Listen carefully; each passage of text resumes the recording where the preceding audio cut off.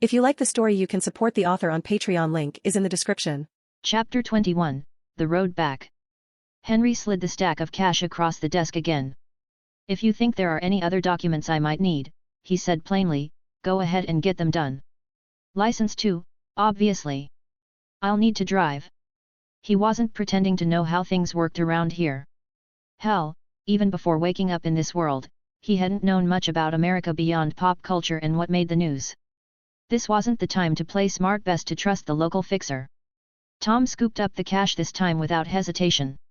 10 grand in neatly wrapped hundreds. He gave it a sniff, fanned the edges like a card dealer, and smiled in quiet satisfaction. All right. I'll bundle your ID stuff in with the car's title transfer. Next time you're in town, swing by and pick it up. If you're in a rush, I'll need at least 3 days. No rush, Henry replied. I won't be back for about a week. But are you sure that's enough money?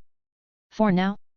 More than enough, big boss, Tom said, then leaned forward with a serious look. But now it's my turn to ask something.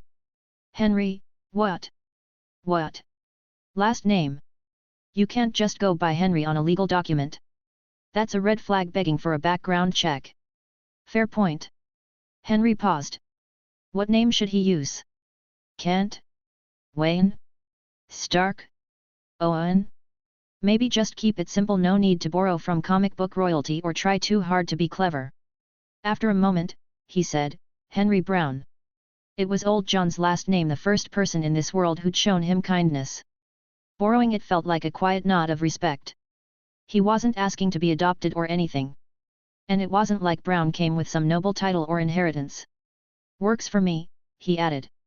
That okay? Totally, big boss, Tom said with a smirk. Hell, you could have said Charlie Brown and told me you had a beagle named Snoopy, I wouldn't have blinked. Henry stood and shouldered his backpack. Then we're good. See you in a week. Tom gave him a lazy wave, ready to let him walk out. But just as Henry reached the door, Tom stood up, grabbed an empty box, and followed. Henry glanced back. What now? Just clearing out my personal stuff from the car, Tom said. Didn't think you'd want to be cruising around with my trash. It's not a deal breaker, right? No complaints here. Henry knew the universal law, free stuff often came with hidden garbage. He needed the car, not whatever random crap had been marinating in it for the last decade. Tom went to work. He pulled out crushed soda cans, sticky bottle caps, a few rogue coins, and unsurprisingly a pack of questionable-looking condoms stuffed between the seat cushions. But the real eye-catcher was in the glove box, a shiny snub-nose revolver, gleaming like it had been freshly oiled. Tom casually holstered it in the box. No gun permit needed in Alaska. Just proof of purchase so the cops can trace it, if needed. So don't blame me when your license shows no firearm record, it's not my fault. State law. Henry raised an eyebrow but didn't comment. I'm good. Don't need it. Tom tilted his head. If you're driving through Alaska, I'd recommend a shotgun at least. Last thing you want is to meet a bear and have to wrestle it. That made Henry pause. Are bear encounters common? Tom shrugged. Only when you're unlucky. Which is, you know, the worst kind of luck, all because you never see it coming. Henry considered it. Honestly, a bear didn't scare him. The idea of one? Sure. But physically? He had resources. He gave a nonchalant wave. I'll manage. Just as he climbed into the Cadillac and was about to turn the key, Tom flagged him down again. He jogged over and handed him an old, beat-up road atlas. Outdated, sure, but Alaska hasn't changed much in the past few decades. You'll want this. Henry tossed it onto the passenger seat where he could grab it easily. Appreciate it. Then he rolled off. The old Cadillac DeVille coughed a bit, but the engine turned over smooth enough. Manual transmission. Henry had practiced on one years ago but never owned a car of his own. Between that and his enhanced senses now, driving was second nature. And out here in Alaska? With these wide open roads? You'd have to try to hit something. There weren't even enough cars around to make traffic a concern. Before heading back to Old John's, Henry made a quick stop at the general store to stock up. The place was a family-run operation, husband and wife team selling everything from winter coats to lawn mowers, soda to aspirin. Not a wide selection in any one category, but if you needed it, chances were they had it. Only the older woman was behind the counter today, but she greeted him like an old friend. "Well, hey there, sweetheart. Back already? Was it a good haul?" Henry grinned. "The captain's happy. Which means we all got paid decently." He wasn't lying, but he wasn't bragging either. Everyone in town knew he was still the greenhorn on the boat. The fact he came back in one piece already put him ahead of some. "Go ahead and take what you need," she said warmly. "You get 20% off today. My gift to you. Old John's been talking your ear off these past few days. You should head back and let him see you." Henry nodded, grabbed some fresh clothes and underwear, a few snacks, and wandered over to the freezer section to stock up on food. He didn't feel great about freeloading off old John every night. He briefly considered picking up a gift, something to say thanks. But John wasn't the kind of guy who appreciated sentimental junk. His bar was fully stocked and well maintained. Nothing needed replacing. No clutter. No junk. Henry knew the type. Lived like that himself once. For people like them, a poorly chosen gift just became another item to store, move, or trash. Real sentiment wasn't in the stuff you gave, it was in the small, absurd things that made someone smile. Like a stupid meme, a perfect stick, or maybe a pretty woman walking by on the street. Actually, considering old John's history, if Henry could gift wrap a Nazi or a Japanese officer for the guy to beat the hell out of, that might get a reaction. Henry chuckled at the thought as he loaded his basket. Chapter 22, Cooking. "I'm back," Henry called as he pushed open the bar's side door. "Yeah, I see that," came the dry reply. No emotional reunion. No tearful hugs. Just two men acknowledging each other in the most unceremonious, perfectly normal way. They hadn't known each other long, maybe a couple of months, and neither of them was the sentimental type. They weren't going to start sobbing over a fishing trip. Behind the bar, John didn't even glance up as he wiped down a glass. "You just get off the boat. Docked this morning. Had a few things to handle before coming back." John, a man well versed in the grueling rhythm of crab fishing, did the mental math and grunted in understanding. He didn't ask for details. "If you're tired, go crash in the room. Don't pass out in the bar like some goddamn vagrant. I don't run a shelter." He slid a glass of whiskey across the bar without asking. "Legal drinking age?" "Irrelevant." "Got it," Henry said. He tossed the shot back in one gulp and ducked into the back to sleep. He could have pushed through, but there was no point in drawing attention to how inhuman his stamina was. Better to play it normal, blend in. And truth be told, he was tired. Crab fishing in the Bering Sea had been a brutal grind, days of non-stop labor in freezing weather. Even with Kryptonian-level resilience, it wore on him. Sure, the constant daylight helped like charging a battery while working. But food energy and sunlight were two different things. Sunlight didn't repair muscle tears or replenish nutrients. His body could keep going, but the moment his mind relaxed, the exhaustion hit like a sledgehammer. He didn't know how long he slept. Long enough that he woke up desperate for a bathroom, that was for sure. Ever since his body had stabilized post-transmigration, all his natural functions were back online, bladder included. Shivering in the cold room, wearing nothing but a tank top and boxers, Henry sprinted to the bathroom. When he stumbled out, bleary-eyed and barely awake, the bar was dark and closed. John was slouched on a couch against the wall, shooting him a withering look like he'd just stepped on his lawn. "You sleeping out here?" Henry asked, and immediately realized how dumb it sounded. Predictably, John's sarcasm was locked and loaded. "When you first showed up, I could have dragged your sorry ass across the floor with one hand," he said. "Now I'd need a damn forklift. I'm starting to think I fed you pig steroids." He pointed toward the back room with a thumb. "You take up the whole bed like a damn tree trunk. I couldn't roll you over if I tried. And for the record, even if you washed your ass properly, I still wouldn't be interested. I'm not into men, you walking linebacker." Henry smirked. "Well, hey, next time I'll clean up real good, let you judge for yourself. Might change your mind." He waved it off, then turned to the fridge. His stomach was growling. He'd brought back groceries earlier from town, and now was the perfect time to make use of them. "You want something to eat?" he asked without looking up. "I'm starving." John sat at the bar, arms crossed. "Nah. Eating this late's hell on an old man's digestion. Henry didn't argue. He focused on cooking. Back in his original life, he'd lived alone. He wasn't a master chef, but he knew his way around a stove.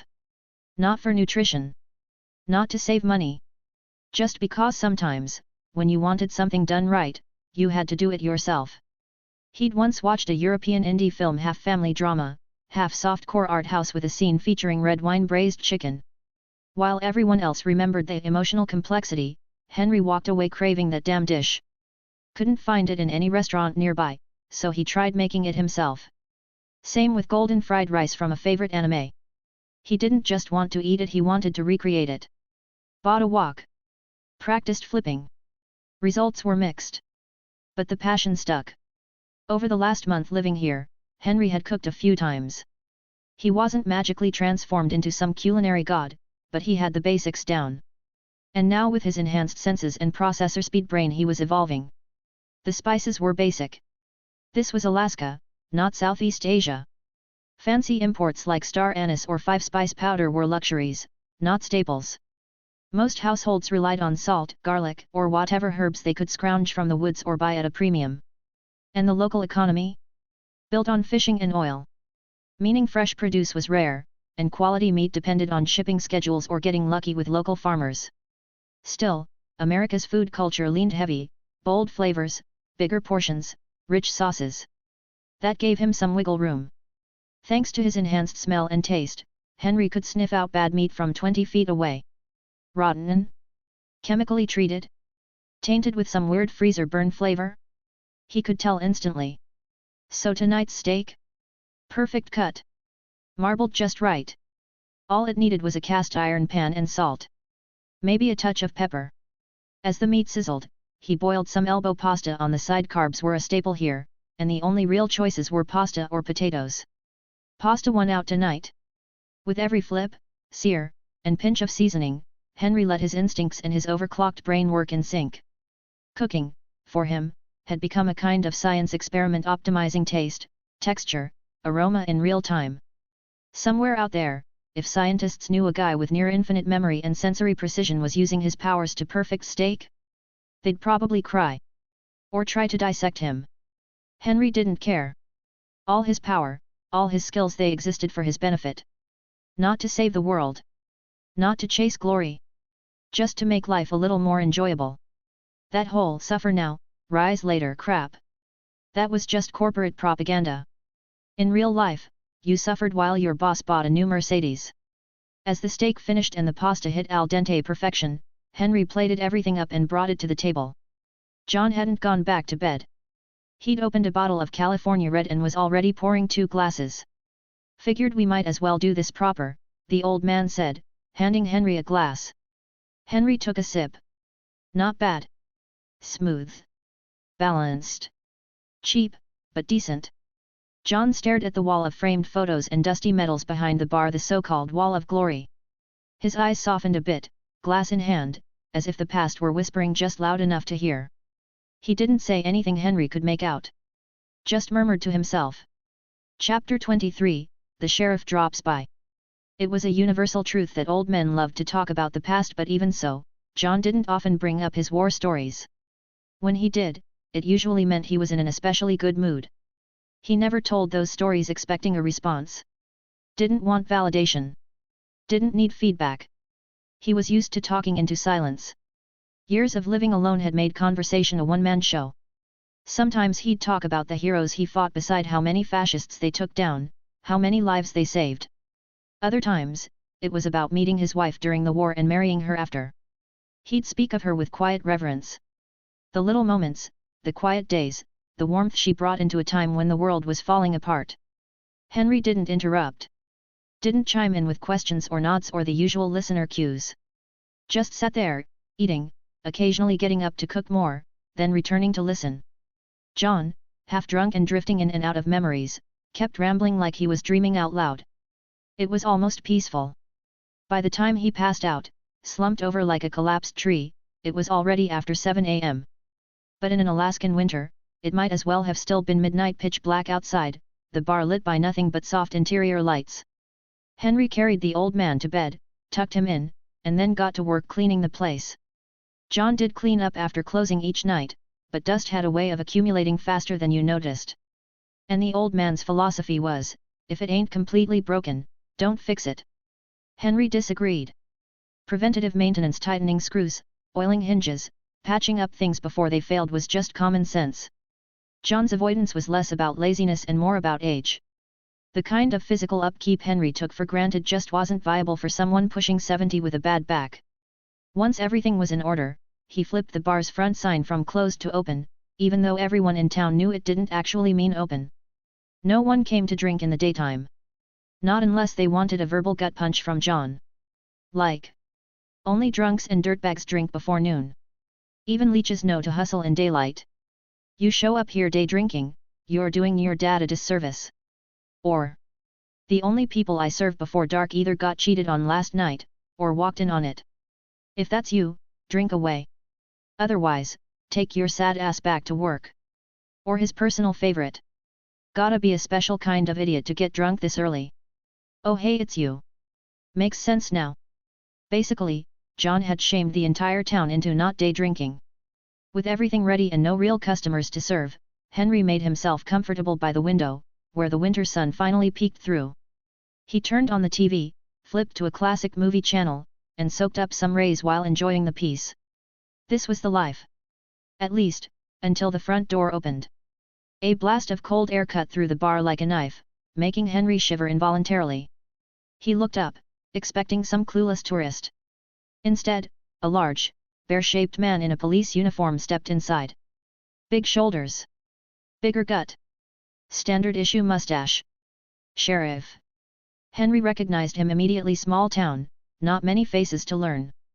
Well, John might have gotten away with cracking jokes at this guy, but Henry wasn't planning on testing his Second Amendment immunity just yet. He stood. Morning, Sheriff. The man wandered casually toward the bar. Just water, Henry. Coming right up. Technically, the water was lemon water meant for rinsing after drinks, but no one ever paid for it. Henry poured a glass and placed it in front of him. Word is you were out at sea, the sheriff said, eyes scanning the bar like he expected contraband to jump out at him. When'd you get back? Docked on the 16th. Came back that night? Henry shrugged. I'm not sure how long I slept, but I'm guessing a while. Today's the 18th. So yeah, over a full day. Good thing I didn't miss much, then. The sheriff chuckled. What about John? This is about the time he usually stumbles out front. He's still asleep. He woke up when I did. Talked with me for a while. Then crashed again. You want me to wake him? Nah. The sheriff walked toward the back without waiting for permission. Mind if I check on him? Henry gestured toward the hallway. Be my guest. The sheriff eased open the bedroom door. And immediately slammed it shut again. Jesus, John! He barked. That man could clear a room with that one. Henry winced and offered a helpless shrug. He wasn't exactly in a position to preempt a surprise nap fart. The sheriff returned to the bar and pointed out the window. That Cadillac out front. Yours. Sort of. Got it from old Tom. He said I could use it until the paperwork's finalized. Tom? Which one? The one from the next town over. Runs a consulting gig. Real loud guy, likes to pretend he's subtle. Ah, that Tom, the sheriff said with a knowing nod. I thought I recognized that car. He gave Henry a sideways glance. You were on, which boat, again? Old George's. Annie too. Got the gig through the pole. Right, right. That's a rough run. I worked the Bering once, years ago. Winter season. Froze my balls off. Never went back. Henry grimaced. Yet. The boat never stops rocking. I thought I'd be able to squeeze in a nap here and there to stay sharp. Turns out, no one sleeps. Everyone just powers through like lunatics. Exactly. The sheriff grinned. Misery loves company, I guess. Then, more casually, he added, heard you're planning a trip to Hollywood. Henry blinked. News travels fast, hey. In a town this size? There's no news, just shared gossip. Henry laughed. Well, yet. Thinking of going to see the place. Not chasing a dream or anything, just wanna see what all the fuss is about. You and me both, the sheriff said with a faraway look. When I was young, I had this fantasy, red carpet, flashing lights, every starlet begging for my attention. Henry's eyes lit up. And didn't even make it past the bus station, he said flatly. Spent 2 weeks fighting for dishwashing gigs, sleeping on a couch that wasn't mine, and blowing through every cent I had. Came back with less hair and more regrets. Oof. Okay, that definitely makes me want to squeeze in another crab run before I go. Smart man. The sheriff finished his water and stood up, brushing imaginary lint off his jacket. Time to get back on patrol. You know how to reach me if anything comes up. Got it, Sheriff. Take care. Henry walked him to the door, watched him disappear into the cold. Then he went back to his seat, sunlight still pouring in, movie still playing, the peace settling again like snow on the windowsill. Chapter 24, 7 days later. 7 days passed in a blur. Henry was ready to head out solo this time, no one driving him, no one making introductions. He'd earned his place now. Behind the bar, John was doing what he always did, fiddling with something that didn't look like it needed fiddling, like he was allergic to stillness. He glanced up. You sure George is setting out again? Might wanna give him a call first. No point in driving down there for nothing. Doesn't matter. I need to swing by and grab my paperwork from Tom anyway. Even if we're not heading out, I can check the lay of the land. Henry didn't need to pack much. No one on a crab boat gave a damn about clean clothes. 3 minutes on deck and you'd be soaked in seawater, fish guts, and regret. Rain gear was for wind protection, not staying dry. Dry was a myth. The boat had everything they needed in terms of tools and equipment.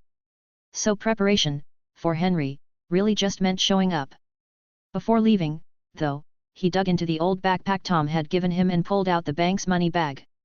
He fished out a few small bills, then set the rest on the bar. John, this is the payout from last run. Stash it somewhere safe, will ya? If you need some, use it. John looked at the cash like it had personally offended him. Jesus, why the hell didn't you put this in a bank like a normal person? Last time you found me, I was butt naked and half frozen. You think I had an account? Or any papers? I'm grabbing those from Tom today. John grumbled. So put the damn money in the bank after you get your paperwork. I already cashed it, and they took a fee. Why would I hand it right back so they can charge me again when I want it later? You think I look that dumb? Let's not pretend you're some genius, sunshine. You can't even tell scotch from bourbon.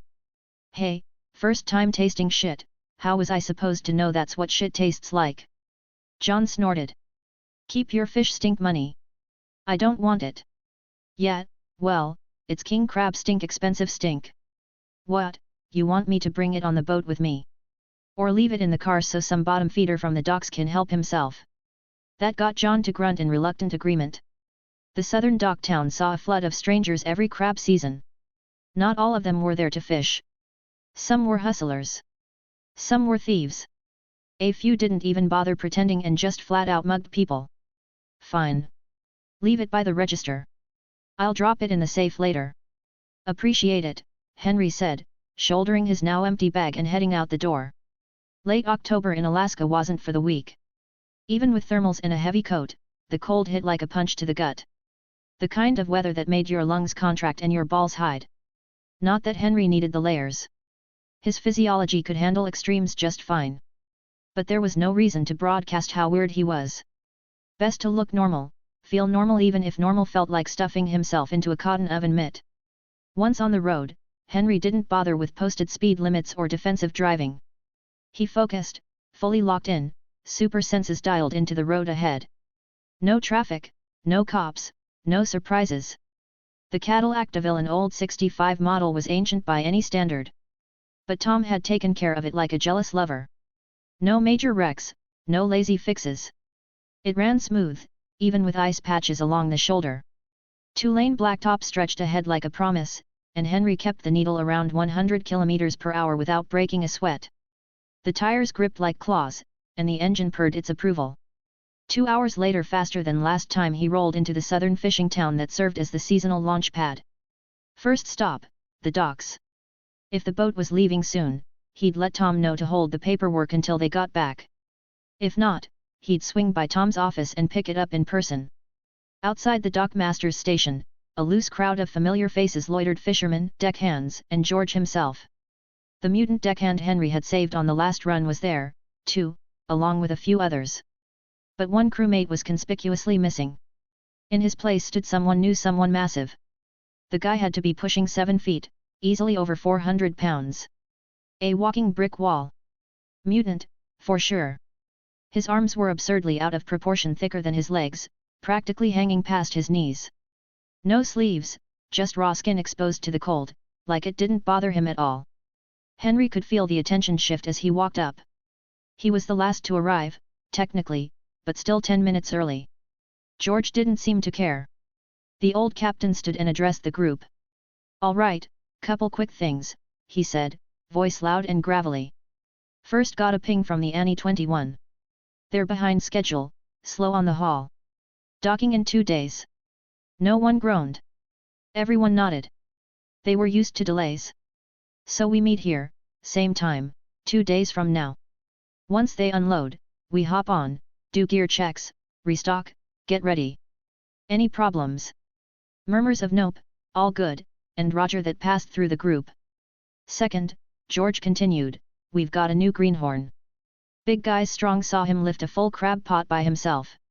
He's not the sharpest knife in the drawer, so keep an eye on him." The usual chorus of lazy welcomes followed. "Hey, welcome aboard.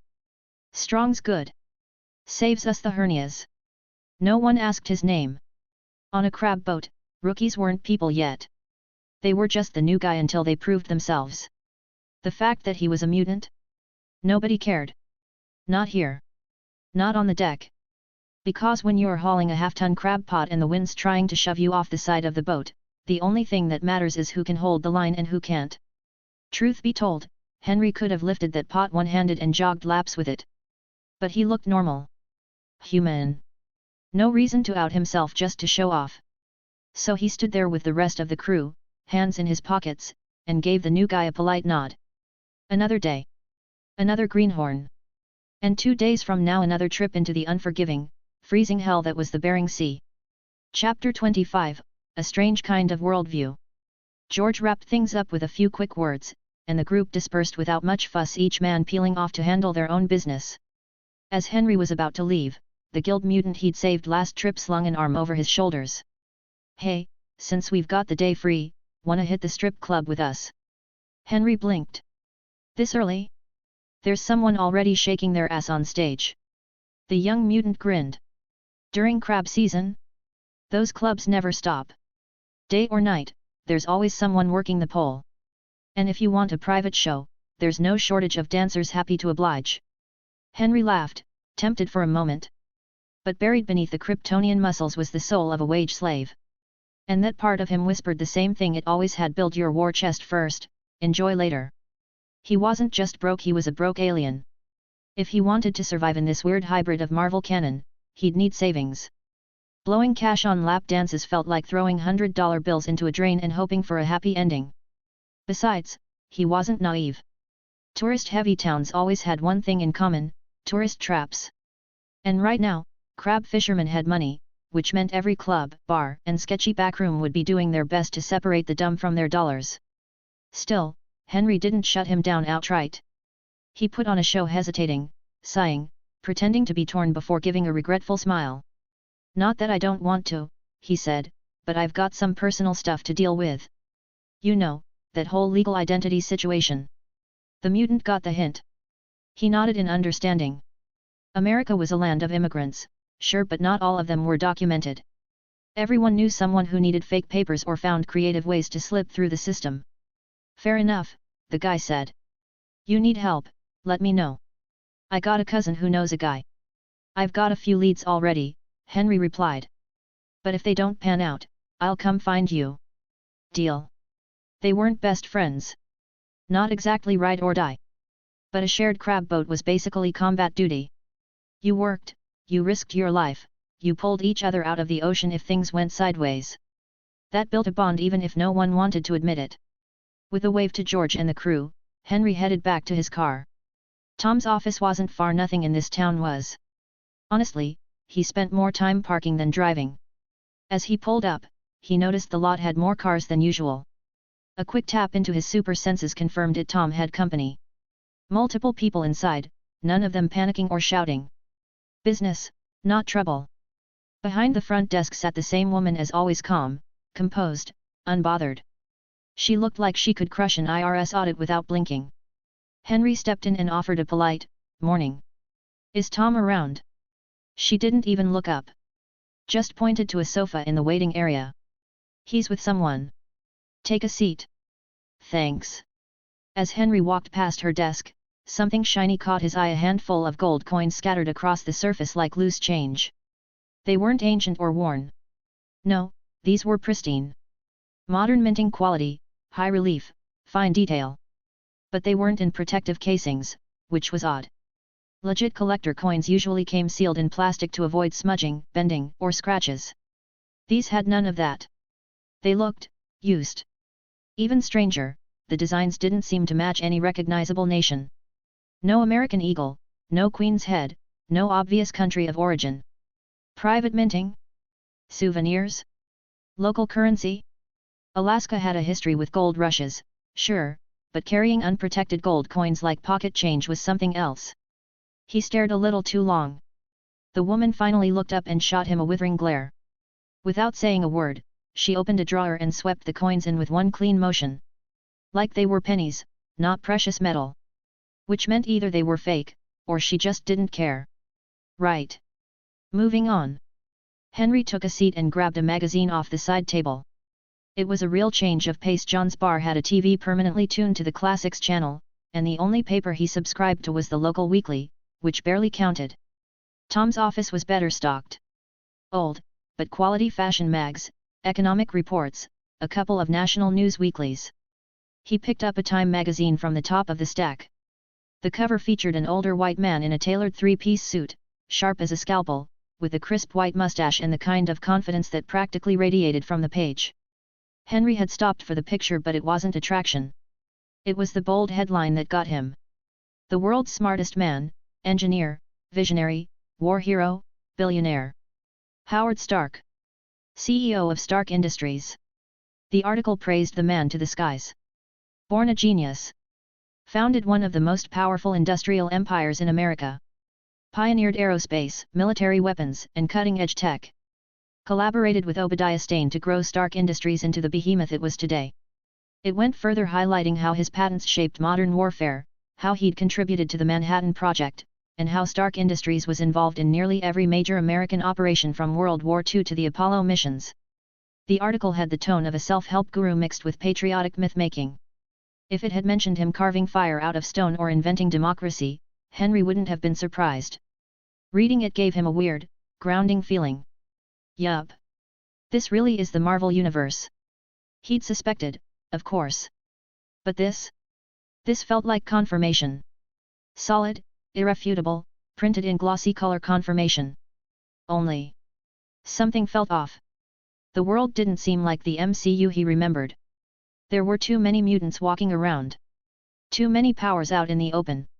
It felt like some hybrid of the comics and the films, maybe with a few extra ingredients tossed in just to make things complicated. And that made everything unstable. Because Marvel continuity wasn't exactly known for its consistency. Characters got retconned weekly. Timelines rewrote themselves on a whim. And just because he knew something now didn't mean it would still be true tomorrow. And then there was him, the wild card. A Kryptonian in the wrong sandbox. The kind of anomaly that usually made someone up there in the cosmic hierarchy pay attention. Henry flipped the page, pretending to read, but his thoughts were already moving in a different direction. No flashy entrances. No epic speeches.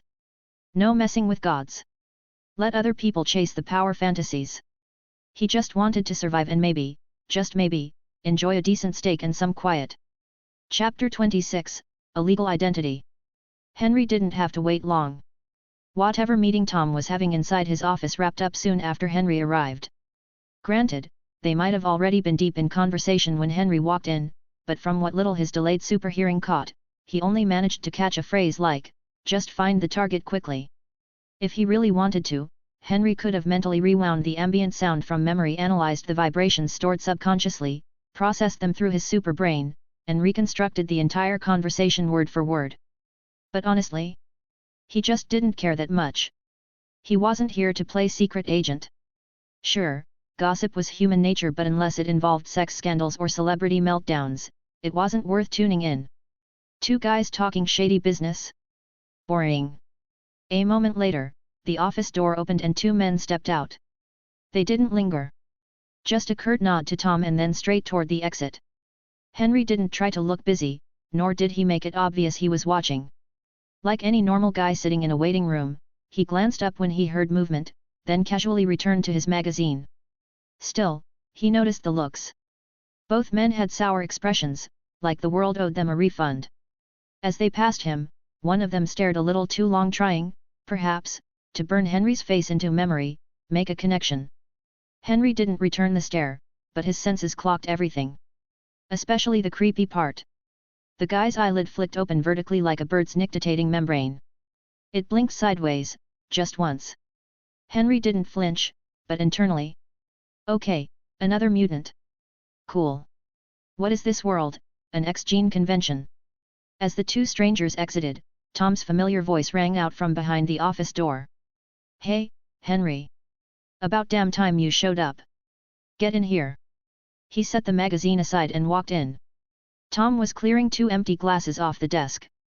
He handed Henry a steaming mug of coffee and gestured for him to sit. Henry didn't bother checking if the chair was still warm from the last guy. This wasn't a five-star lobby. Nobody cared about details like that except maybe Henry, who still carried a few neat freak habits from his past life. Tom reached into a drawer, pulled out a thick, worn-looking manila envelope, and slid it across the desk. Here. Everything's in there. Check it over. If anything looks off, speak up. Henry emptied the contents across the desk. There were documents, lots of them. Some of them he recognized. The passport, for instance, looked familiar enough. It had the same format he remembered from his old life, just a different color scheme. But the rest? He recognized the letters, sure. But the actual function of each document? No clue. Tom smirked at Henry's obvious confusion and began sorting them into neat stacks, explaining as he went. You recognize the passport? Good. This here's your social security card and supporting documents. That birth certificate makes you a full-blooded American citizen. Congrats. He pointed to another form. And this is the fun part, taxes. You've got a legal identity now, which means the government expects its cut. You'll want to hire a CPA. Someone who'll tell you how much you owe and how not to end up bankrupt. Tom took a sip from his own coffee before continuing. Don't blow all your cash. IRS agents are scarier than the FBI. They won't shoot you, but they'll bleed you dry and sell your bones to make up the difference. Henry raised a brow but kept listening. This stacks your work permits and employment history. I figured you cashed your check directly, so I had George write you a proof of income statement. Next time, make a copy before you cash anything. You'll need it when tax season rolls around. He pointed to a laminated card. That's your driver's license. Plate transfer and registration are here too. All squared away. It's legal FBI proof, even. So don't go robbing banks with it or anything. Henry narrowed his eyes. That's it? Just like that? Doesn't this feel a little too easy? Tom shrugged. Welcome to Alaska.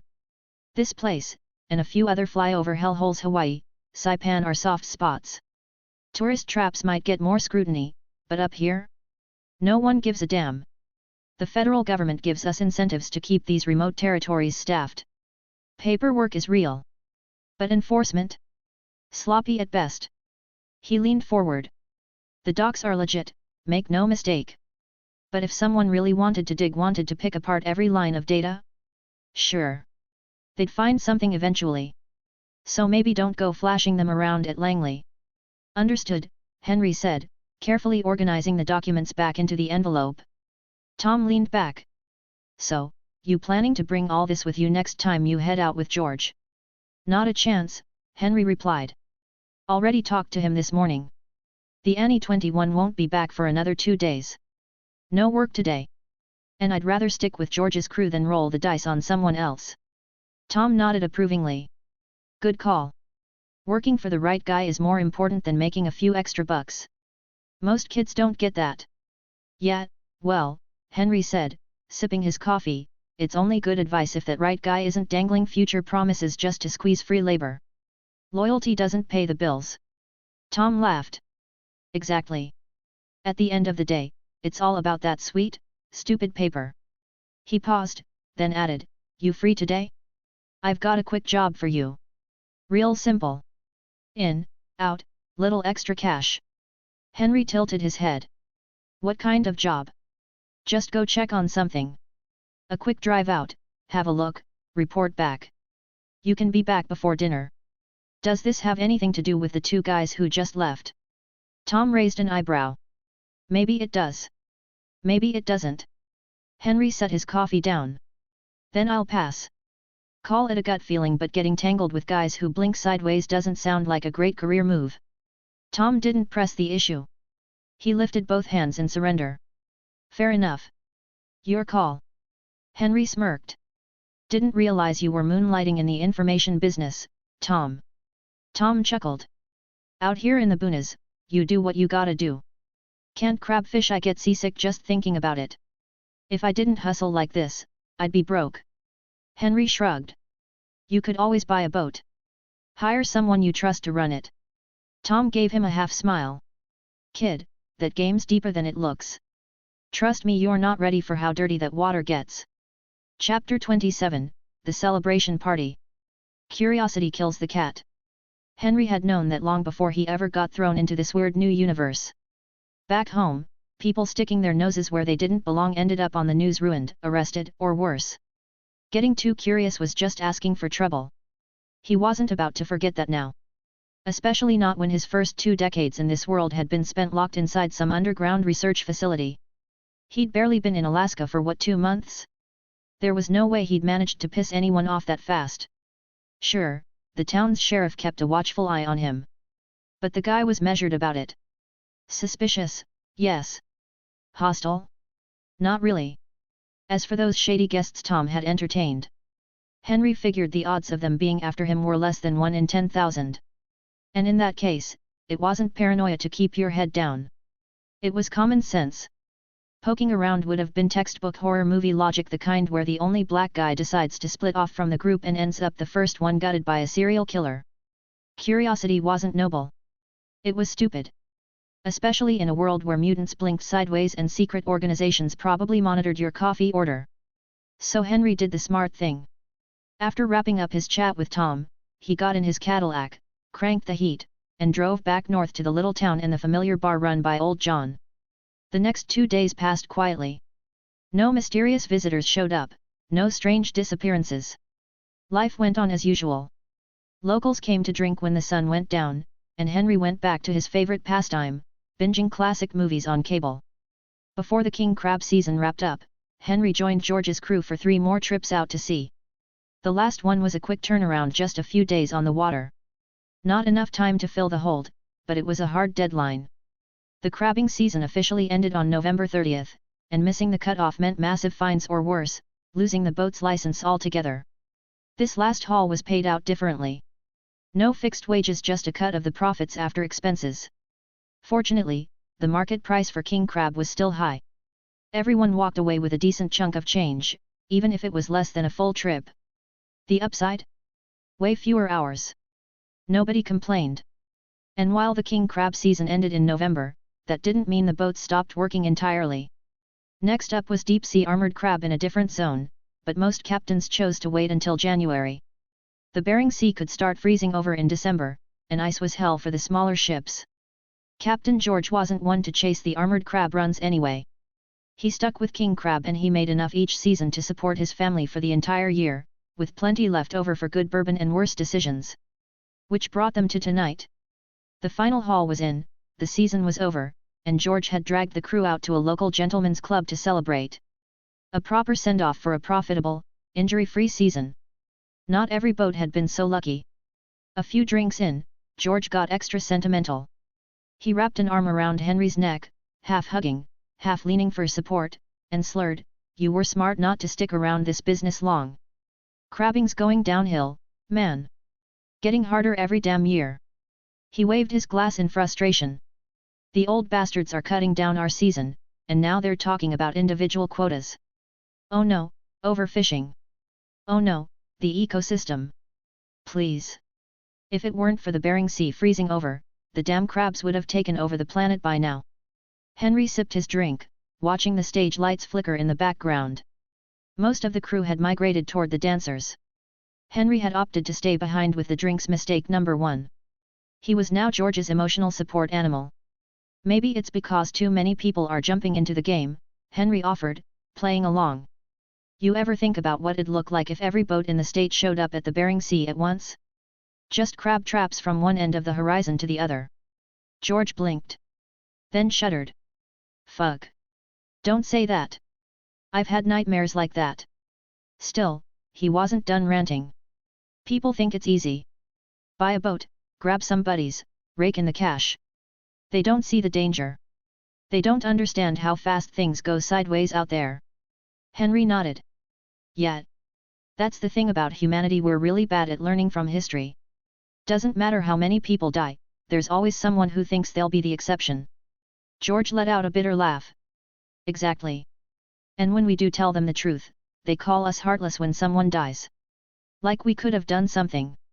Like we should have jumped into the fucking water and dragged them out ourselves. Henry shrugged. Best we can do is call for an airlift. Only way to get help in those conditions is a heavy-duty chopper. And those aren't exactly parked around every corner. George leaned in, lowered his voice like he was sharing state secrets. Between you and me? The rescue team's out here, total window dressing. No one lasts long enough in that water to get picked up. You hit the sea, you're gone. This season alone 3 boats lost. 10 men didn't come back. And that's just here. Henry raised his glass. All the more reason I stuck with you, Cap. You run a tight ship. George beamed at that. Clearly, the compliment hit home. He grinned, then slurred something that might have been English. Henry's superbrain tried to parse it, gave up halfway, and just smiled and nodded. Eventually, George's wife showed up to collect him. The way she marched through that club? She made a WWE entrance look tame. George tried to play drunk and cute. She slapped that right out of him. One firm smack, one death glare, and she half dragged, half lifted him out the door. The rest of the crew made themselves very small, very fast. Nobody stepped in. Nobody was dumb enough to think this was their business. Even the bouncers gave her space. The dancers? Gone. Like shadows. They knew better than to be collateral damage. Once the captain was gone, the party thinned out. No more free rounds. A few guys stuck around, hoping to charm a dancer into some after-hours entertainment. The rest scattered like beer-fueled pigeons. Henry left too. Drinking wasn't all that fun when you literally couldn't get drunk. And the girls? Let's just say supervision had its downsides. Chapter 28, Departure. So he left. Standing near the ferry's railing, Henry watched the churning waves of the Bering Sea slam against the side of the vessel. The ferry wasn't exactly a cruise ship, but compared to the glorified bathtub he'd been crabbing on the last 2 months, this was luxury. At least it didn't feel like the ocean was trying to beat the boat into kindling every 10 seconds. Still, it brought back memories, none of them particularly pleasant. He'd thought about leaving some cash for old John before heading out. But the old bastard wasn't having it. The second Henry brought it up, John had torn into him with a profanity-laced rant that could strip paint off a battleship. So instead, Henry left his mark the only way he could, fixing the bar. He didn't bother asking John what needed repairs. The man thought the place was perfect the way it was, right down to the wobbling stools and mystery stains. Anyone who complained got a faceful of spit and a profanity-laced sermon on how real bars don't have effing feng shui. So Henry asked the regulars instead, old drunks with more opinions than teeth. Some of the suggestions were reasonable. Others involved razing the place to the ground and rebuilding from scratch. That got the same reaction from the locals as it would have from John, a middle finger and a muttered "Get the F outta here." So Henry stuck to basic stuff. Quiet repairs. Leaky plumbing, patchy wiring, rotting floorboards. He paid out of pocket, did it himself, and didn't say a word. Would he ever come back? Hard to say. Because truth be told, This place, this frozen corner of nowhere, wasn't home.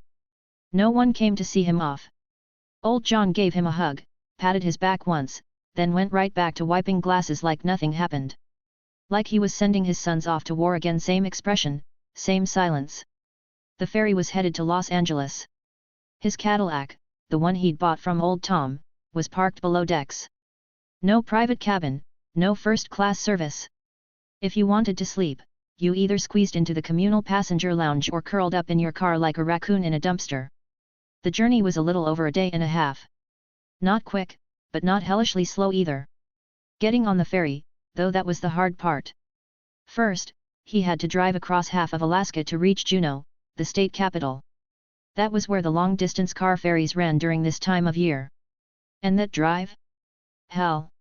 Snow, ice, no plows, no gas stations. No roadside diners or motel signs offering hot coffee and warm beds.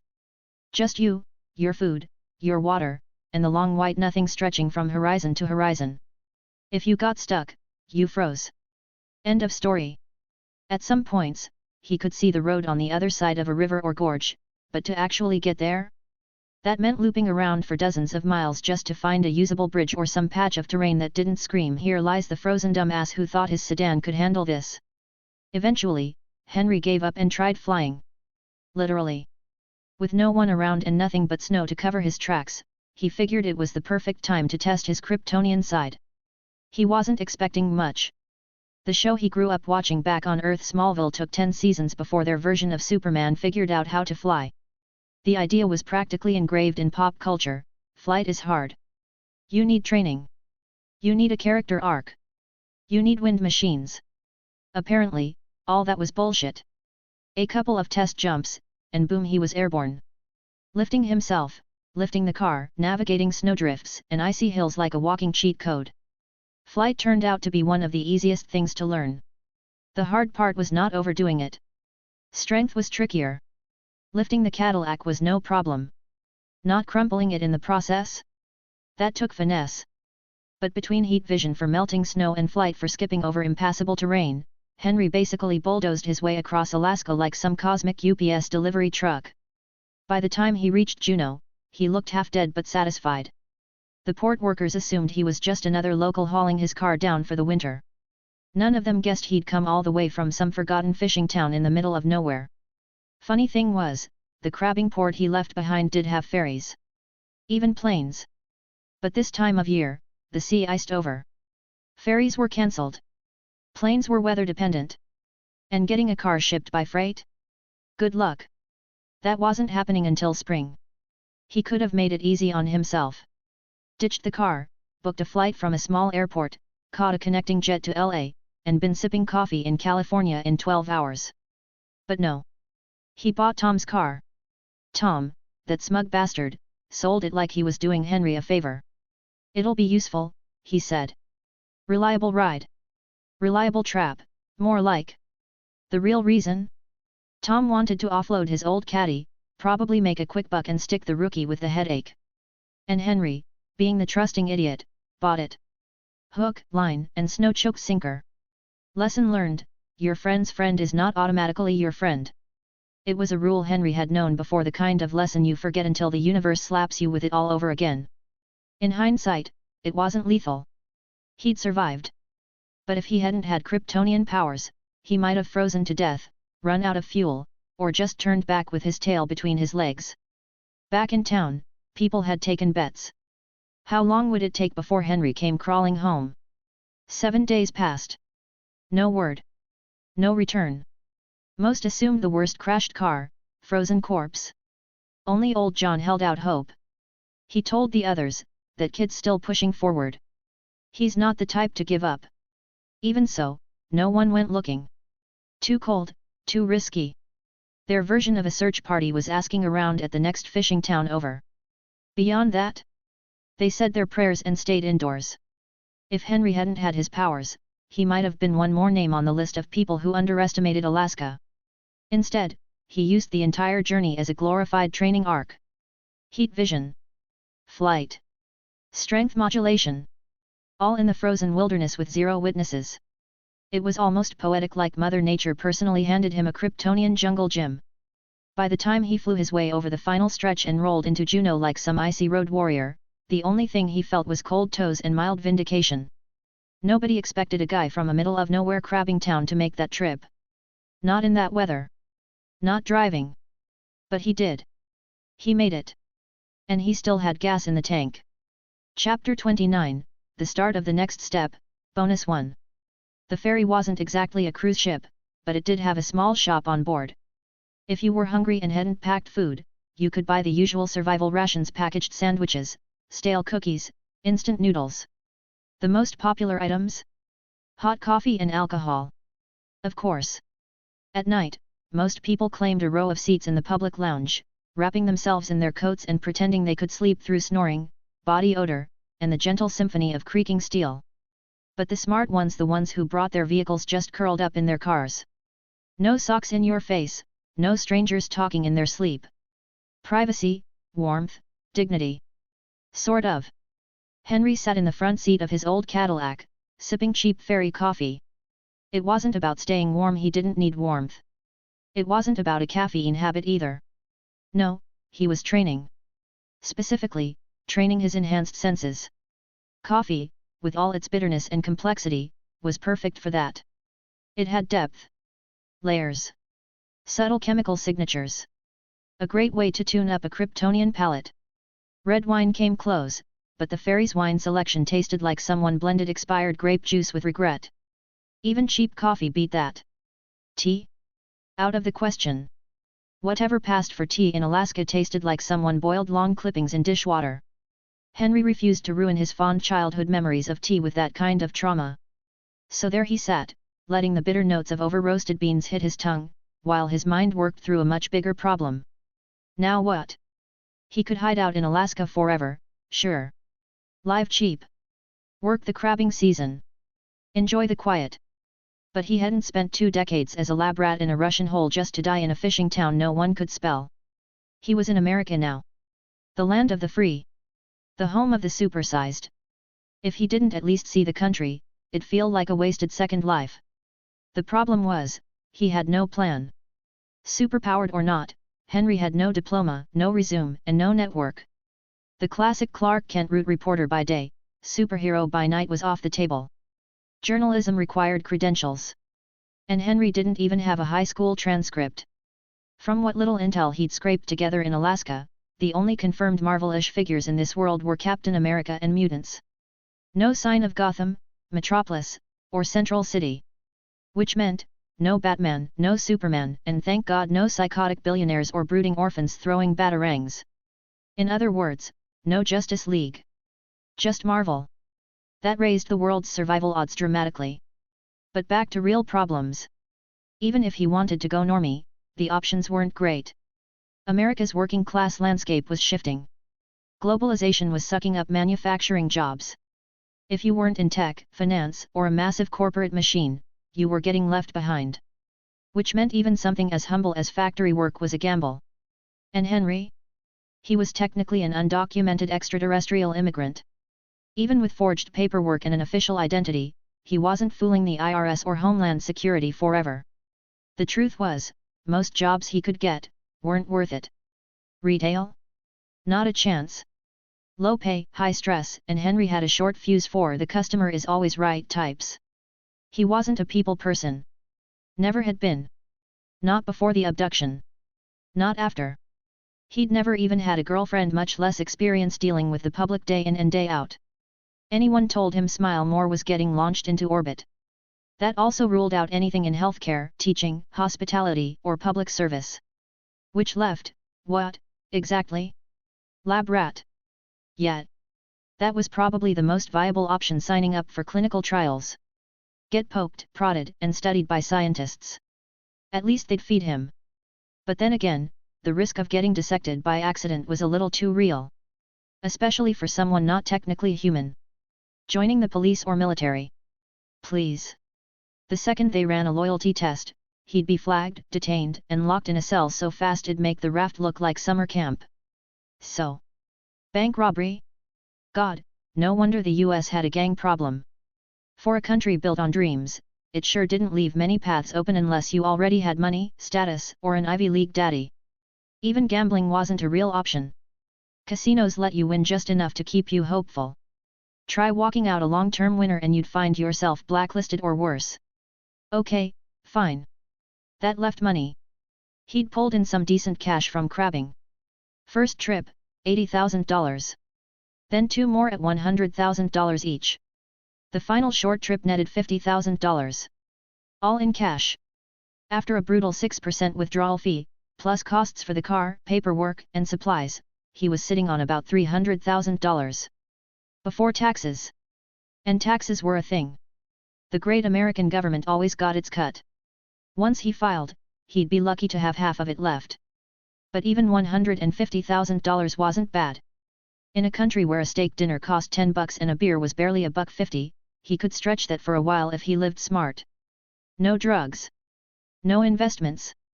No buying flashy toys or chasing trophy girls. Just low-key living. Maybe take a few more crabbing gigs next season to top off the bank account. Live like a ghost. Boring? Maybe. But stable. Still, stability wasn't enough. Not for him. People without purpose rot. Henry knew that firsthand. He'd already spent 20 years wasting away in a lab cell. Even when he was doing nothing back on his old Earth, he at least had anime, video games, movies, a job, something. But this world? It was the 1990s. Apple was just starting to matter. The internet was still in a college dorm. Gaming meant 16-bit cartridges and Game Boys. Cute for nostalgia, sure. But compared to AAA games and cinematic universes, it was like trading steak for cardboard. And again, no qualifications. So getting into the tech industry? Off the table. That left one oddball possibility. Hollywood. Yet, he'd set his first real destination as Los Angeles. Subconsciously, maybe he was chasing the lights. The cameras. The fantasy. Hell, after everything he'd been through, maybe he just wanted to stand on a soundstage, throw a fake punch, and scream. I'm gonna take all 10 of you sons of bitches. Corny? Sure. But kind of badass, too. And if it didn't work out? Well, he could always go back to the Bering Sea. Chapter 30, Nothing But a Pretty Face, Bonus 2. If Henry was serious about stepping into the entertainment industry, the first question was simple, on-screen or behind the scenes. Behind the scenes meant skills, real ones. Audio, camera work, color correction, depth of field, lighting, production design, editing, sure, some of it came down to talent, but you still needed the foundation.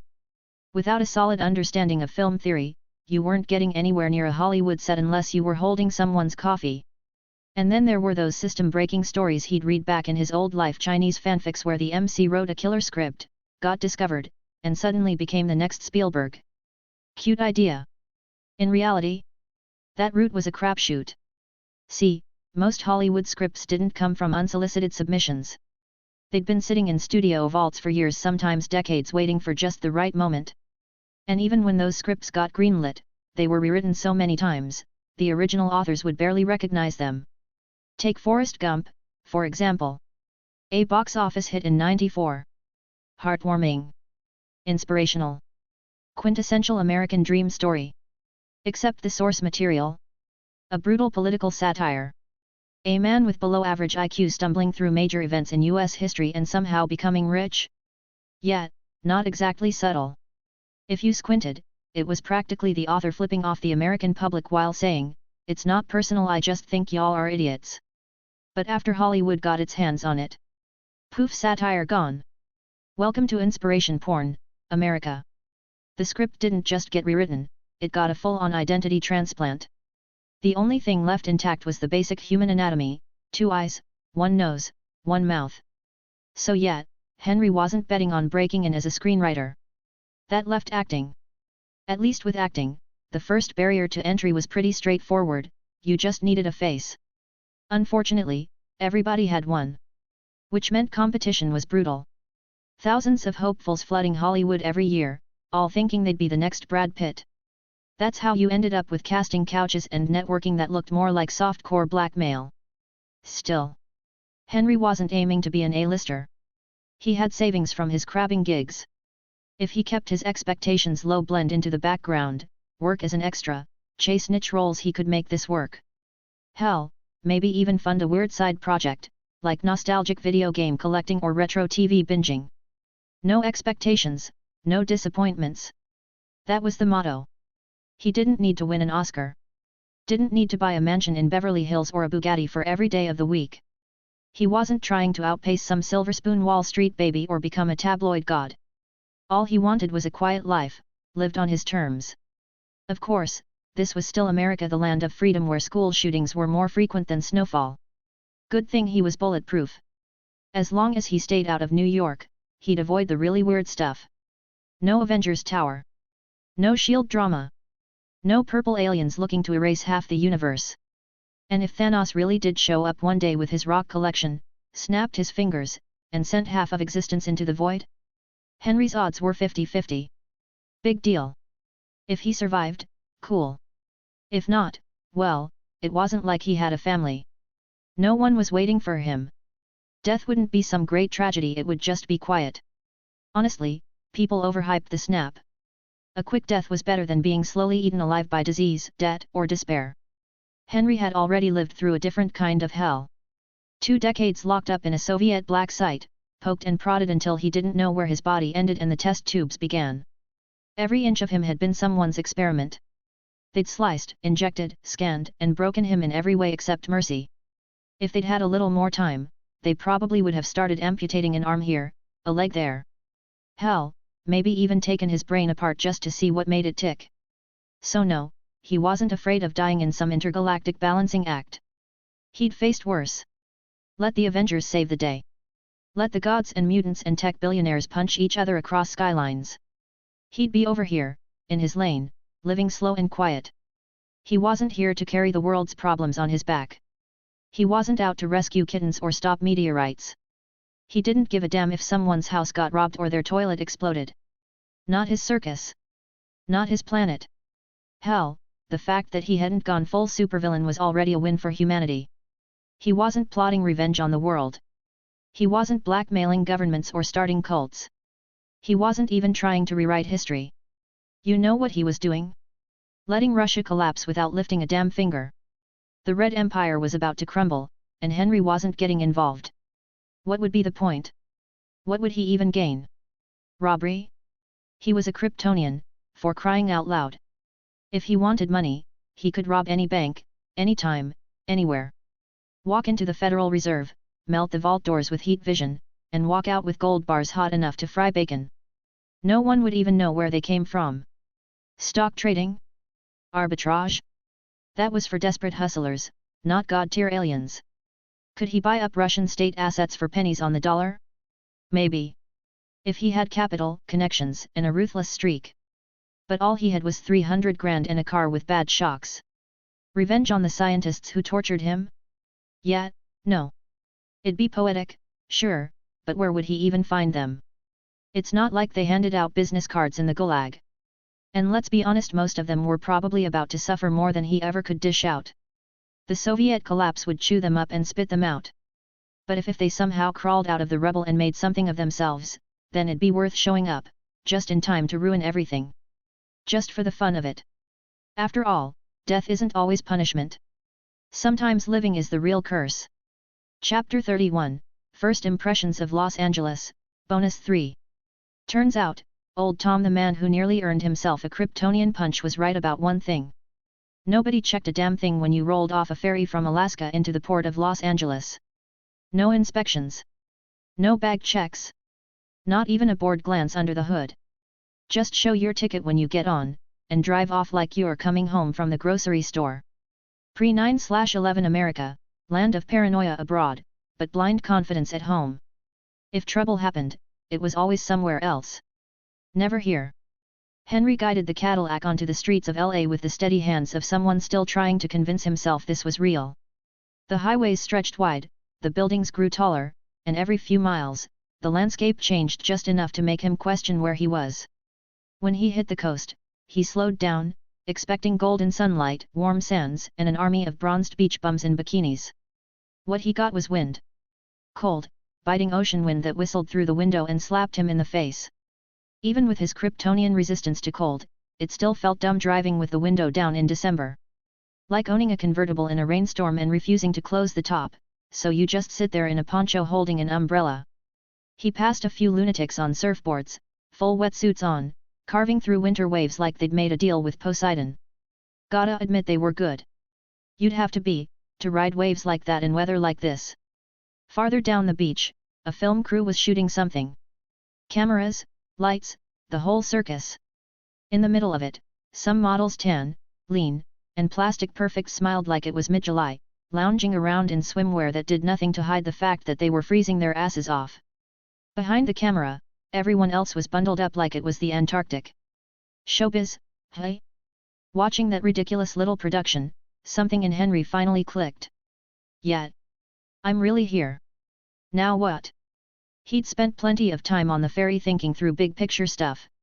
Where to live, what kind of life to build, whether to punch Thanos in the face if it ever came to that.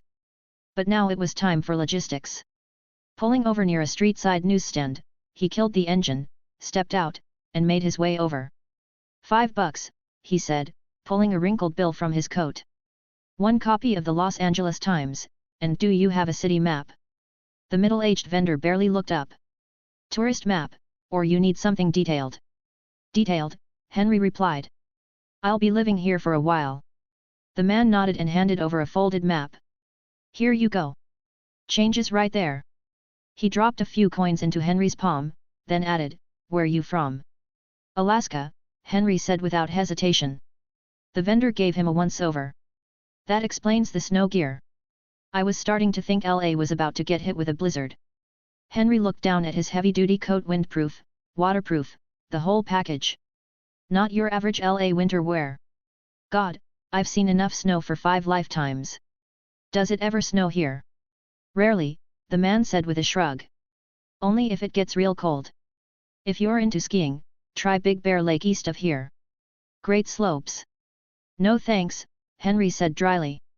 I see snow, I get flashbacks. Last thing I want to do is slide down a mountain for fun. They shared a brief laugh, the kind strangers swap when they both know life's been stupid lately. Henry nodded toward the decorations strung up on nearby poles. Holiday season coming. Yep. Christmas, then New Year's. Same crap every year. No surprises. If one year did have surprises, Henry said with a smirk, that'd probably be bad news. The vendor chuckled. Ain't that the truth? Henry waved, heading back toward the car. Thanks. Take care. Merry Christmas, the man called. Merry Christmas. Back in the car, Henry realized he hadn't eaten since the ferry docked. The sun was past noon, and his stomach was putting in a formal complaint. He cruised around until he found a family diner that didn't reek of fryer grease and bad decisions. Nothing fancy. Just clean, warm, and open. He parked, grabbed his map, his newspaper, and most importantly, his overstuffed backpack. That pack held his entire net worth, nearly 300 grand in cash, packed into tight rolls of hundreds. Not the kind of thing you leave sitting in the car on the streets of LA. Not unless you want someone breaking your window and disappearing with your life savings. For casual spending, he had smaller bills stashed in various coat pockets. If anyone watched him dig around for change at a register, they'd think he was flat broke. A skill he'd mastered in his old life, never let them know you've got money. Play dumb. Play poor.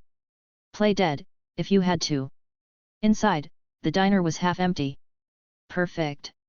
He slid into a sunlit booth, placed his bag on the inside seat, and shed the heavy coat. A waitress approached, a squat, no-nonsense woman with tired eyes and a coffee pot. Hot coffee? She asked. Please, Henry replied. Bless you. He flipped over the empty mug on its saucer, letting her pour as he warmed his hands. Need anything else? She asked. Yeah, sweetheart, he said, flashing a crooked smile. I haven't eaten lunch yet. What's cooking? She rolled her eyes in a way that said she'd heard it all but wasn't entirely offended. We've got bacon, sausage, eggs any style. Or I could fry you up a steak.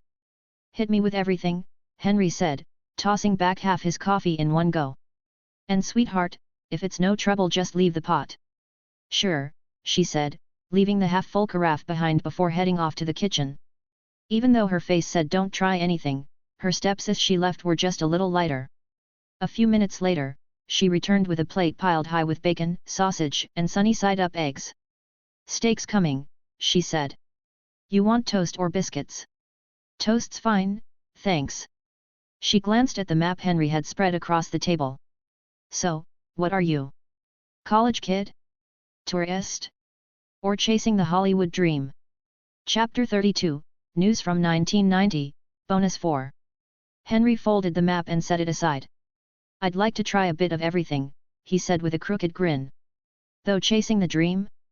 That one's a long shot, depends on luck." The waitress gave him a slow once-over, eyes flicking from head to toe before landing back on his face. Her lips curled into a sly smile. "With a face like that, hon," she said, "you'd do real well up in the valley." "Ah. The valley. San Fernando Valley. Known for a few tourist attractions and about 300 adult film production companies." Henry chuckled. "Let's hope I don't hit rock bottom that fast." He speared a strip of bacon with his fork, rolled it, and shoved it in whole. "No cutting. No ceremony. Just hunger and meat." He gave a thumbs up between chews. "Damn good bacon." The waitress smirked, proud. "Take your time." Henry took the more civilized route with the sausage, slicing it up instead of risking what could easily be misinterpreted as certain skills better suited for casting couches in Van Nuys. Despite the banter, he meant what he said, the food was good. He'd picked the place by smell, after all, and his Kryptonian senses weren't wrong. With his meal sorted and the map now committed to memory, Henry turned to the newspaper. Front page, political drama up near the Arctic Circle. The Red Empire was starting to crack, at least according to the American press, which was practically drooling at the thought. Henry knew better. This wasn't analysis, it was wish-casting. The US media had a long tradition of talking big and hoping reality followed suit. But hey, sometimes enough yelling did bring down an empire. The rest of the news? Mostly fluff about Christmas events, charity drives, celebrity statements, everything bland enough to numb your brain. He schemed it until he hit the entertainment and sports sections. NBA, the Bulls were on fire. Michael Jordan was starting his rampage.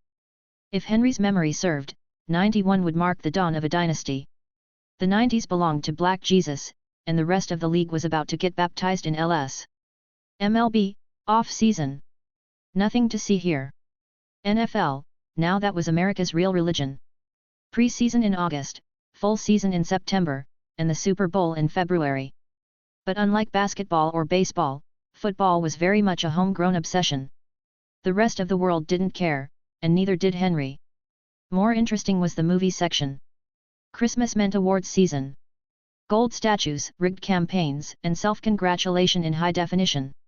Harvey Weinstein hadn't started bribing the entire Academy yet, so at least the scandals weren't daily headlines. That was still a few years off. Right now, the talk of the town was Dances with Wolves. There was also Ghost, Pretty Woman, and Home Alone for lighter fare. The year had been packed with sequels to The Godfather 3, Back to the Future Part 3, Gremlins 2, The Exorcist 3, and a third installment of the Texas Chainsaw Massacre, because why not? But the real surprise? A film called Captain America. Henry blinked at the synopsis. Apparently, this version of Cap never sacrificed himself in World War II. Instead, he fought a cartoonishly evil crime family that hated environmental laws and, for reasons unknown, had kidnapped the president. It was basically a Hallmark special in spandex. That said, in a world where Steve Rogers actually existed, it was bold of Hollywood to turn him into tabloid fan fiction. Sure, Cap didn't have any surviving family, but the guy was still technically military property, and the military didn't usually take kindly to people playing fast and loose with their icons. Then again, this was the same military that had ridden the Top Gun hype train straight into a recruitment surge back in '86. They and Hollywood were in bed together, spooning with a budget. Letting a movie Cap save the president? Yet. Uncle Sam wasn't going to complain. Oddly enough, the movie had gained traction. Maybe it was the nostalgia. Maybe it was respect. But a bunch of major names, Kevin Costner, Whoopi Goldberg, Scorsese, even Coppola, were publicly praising it. Though, Henry noted, most of their compliments were directed at Steve Rogers the hero, not the film itself. Smart move. Never insult the symbol, even if the product was garbage. Hell, the old World War II recruitment posters had already swapped out Uncle Sam's pointing finger for Cap's clean-cut jawline. The man was more myth than soldier now. Henry flipped past the puff pieces and found the entertainment gossip, celebrity scandals, divorce rumors, probably 40% true at best. Not a single preview for next year's films. Probably because the press was too busy slobbering over the upcoming Golden Globes and Oscars. His steak arrived just as he hit the final page of the paper. A hefty slab, seared to perfection, with a side of golden fries. The toast was already gone. He carved the meat like a savage, fork in one hand, newspaper in the other. No etiquette, no pretense. This wasn't fine dining, it was a diner. No one gave a damn. By the time he swallowed the last bite of steak, the newspaper was folded and done. He poured himself another cup of coffee and raised a hand to flag down the waitress. "Hey, sweetheart," he called. "You got a Yellow Pages?" She pointed toward the payphone near the door. "Underneath. Big fat book." Henry got up, retrieved the directory, and brought it back to his seat. He flipped it open like it was a treasure map. Because in 1990, if you wanted information, you didn't Google it. You either asked a bartender, paid some shady guy in an alley, or you cracked open the goddamn Yellow Pages. Published by the phone company, funded by ads, this prehistoric search engine listed everything from mechanics to magicians. Even private numbers, organized by last name. 20 years from now, someone would sue the hell out of a company for leaking personal data. But in this era? Totally normal. Sure, it only updated once a year, but for now, it was the best tool Henry had. Chapter 33, First Steps in L.A., Bonus 5. The waitress came by to swap out Henry's half-empty coffee pot with a fresh one. "You lookin' for something specific?" "Yeah. First thing's a cheap motel," Henry replied, flipping through the Yellow Pages. "Otherwise, I'll be sleeping in a public park tonight." She leaned over, flipped past the page he was on, and tapped an ad with a painted finger. "Try this place. Not the Ritz, but it's safe enough." Henry raised a brow. The address was up north, closer to Hollywood than downtown. That meant she was probably giving him a genuine tip, not trying to steer him toward a place where she could claim a referral kickback. Smart. If she wanted a cut, she would have picked one down the street. He jotted down the name and address. "Appreciate it." After fishing through various pockets like a broke college student, he scraped together enough bills and coins to cover the meal. He left a generous tip on the table. That finally got a real smile out of her. Turns out sweet words and charm were nice, but cold, hard cash still had the stronger magic. Henry returned the Yellow Pages to its stand, slung his worn-out backpack over one shoulder, and headed back to the car. Inside that pack sat the bulk of his earthly possessions and tens of thousands of dollars in cash. Not exactly the sort of thing you leave in a car window like a "rob me" sign. Sure, bullets couldn't hurt him, but dealing with break-ins and petty thefts would be a massive pain in the ass. Renting a place would take time, and buying one? Not unless he wanted a shack in the desert. A motel would have to do for now. He headed north. The drive was uneventful, and more importantly the neighborhood around the motel looked decent. No sketchy guys hanging out in wife-beaters and bandanas. No women tottering around in miniskirts and fur coats that looked more like roadkill. No one working the corner in broad daylight. In other words, passable. Henry pulled into the lot of the squat little roadside motel. Not seedy, not flashy, just anonymous. Perfect. The reception area looked empty at first glance, but as he stepped in, he spotted a heavy-set woman parked behind the desk, mostly hidden by the high counter. She was propped up in a chair, sipping Coke, munching on potato chips, and glued to a soap opera blaring on the tiny TV behind her. Henry tapped the bell. Twice. She didn't even pretend she hadn't seen him. "What ya need?" she called without looking up. "One person, one room." "How much a night?" "20, she replied, still eyes on the screen. Henry pulled a crumpled $100 bill from his chest pocket and slapped it on the counter. 5 nights. "Key, please." Like a machine, she reached with one hand for a key off the wall hook and slid it onto the desk, then used her other hand to snag the bill and shove it out of sight. Only when the money was in her fingers did her eyes flick down to check the denomination. Not once did she question its authenticity. Not even a glance under UV light or a pen stroke. Just blind faith in the almighty dollar. And why not? America had always assumed its money was untouchable even though half the world's counterfeit cash was in US bills. But unless you were dumb enough to hand fake money to the IRS, most people wouldn't risk blowing up their own shady operation by reporting it. She slid over a paper guest book. Sign here. Henry looked at the scrawled names already in the log. Half of them might as well have been ancient runes or doctor's prescriptions. Even with a super brain, he could only decipher a few. He hesitated for a moment, then on a whim scribbled down the name, Clark Kent. Not because he wanted to be cute. It just felt safer. Leaving his real name here felt wrong, like using your personal email to sign up for a sketchy website. Old instincts kicking in. She didn't blink. Didn't ask for ID. Didn't care. He took the key and slouched out with a sigh. Honestly, the whole no ID thing made him a little uneasy. Sure, it was convenient, but it also meant anyone could check in under a fake name, do God knows what, and no one would question it. He turned back. You got a Yellow Pages? She cackled at something on the TV. One in every room. Right next to the phone. Hey, at least she answered. For $20 a night, he wasn't expecting concierge service. The room was exactly what you'd expect from every low-budget motel in every crime movie ever made, tacky wallpaper, low lighting, and furniture that had seen better decades. But it was clean. Sheets were fresh. Floors vacuumed. No visible bloodstains or mysterious smells. The detergent on the sheets was strong enough to sting his Kryptonian-enhanced nose. His sinuses might never recover. He dropped his coat on the wall hook and tossed his backpack onto the bed, his entire net worth in a single duffel bag. The Yellow Pages was right where she said it'd be, under the rotary phone bolted to the nightstand. The cover said it was last year's edition, but that didn't matter. He wasn't looking for pop-up startups, he needed long-standing operations. For a second, Henry stood in the middle of the room, just breathing. This was it. No more crab boats. No more snow. No more quiet Alaskan mornings with old John yelling at him from the bar. Now it was cheap motels, Hollywood pipe dreams, and a city that chewed people up for sport. He flopped back onto the springy mattress. The difference hit him instantly. This wasn't a lumpy couch in a freezing bar. Wasn't John's creaky guest bed. Wasn't the front seat of a car under 1,000 Alaskan stars. This was Los Angeles. Loud. Gritty. Alive.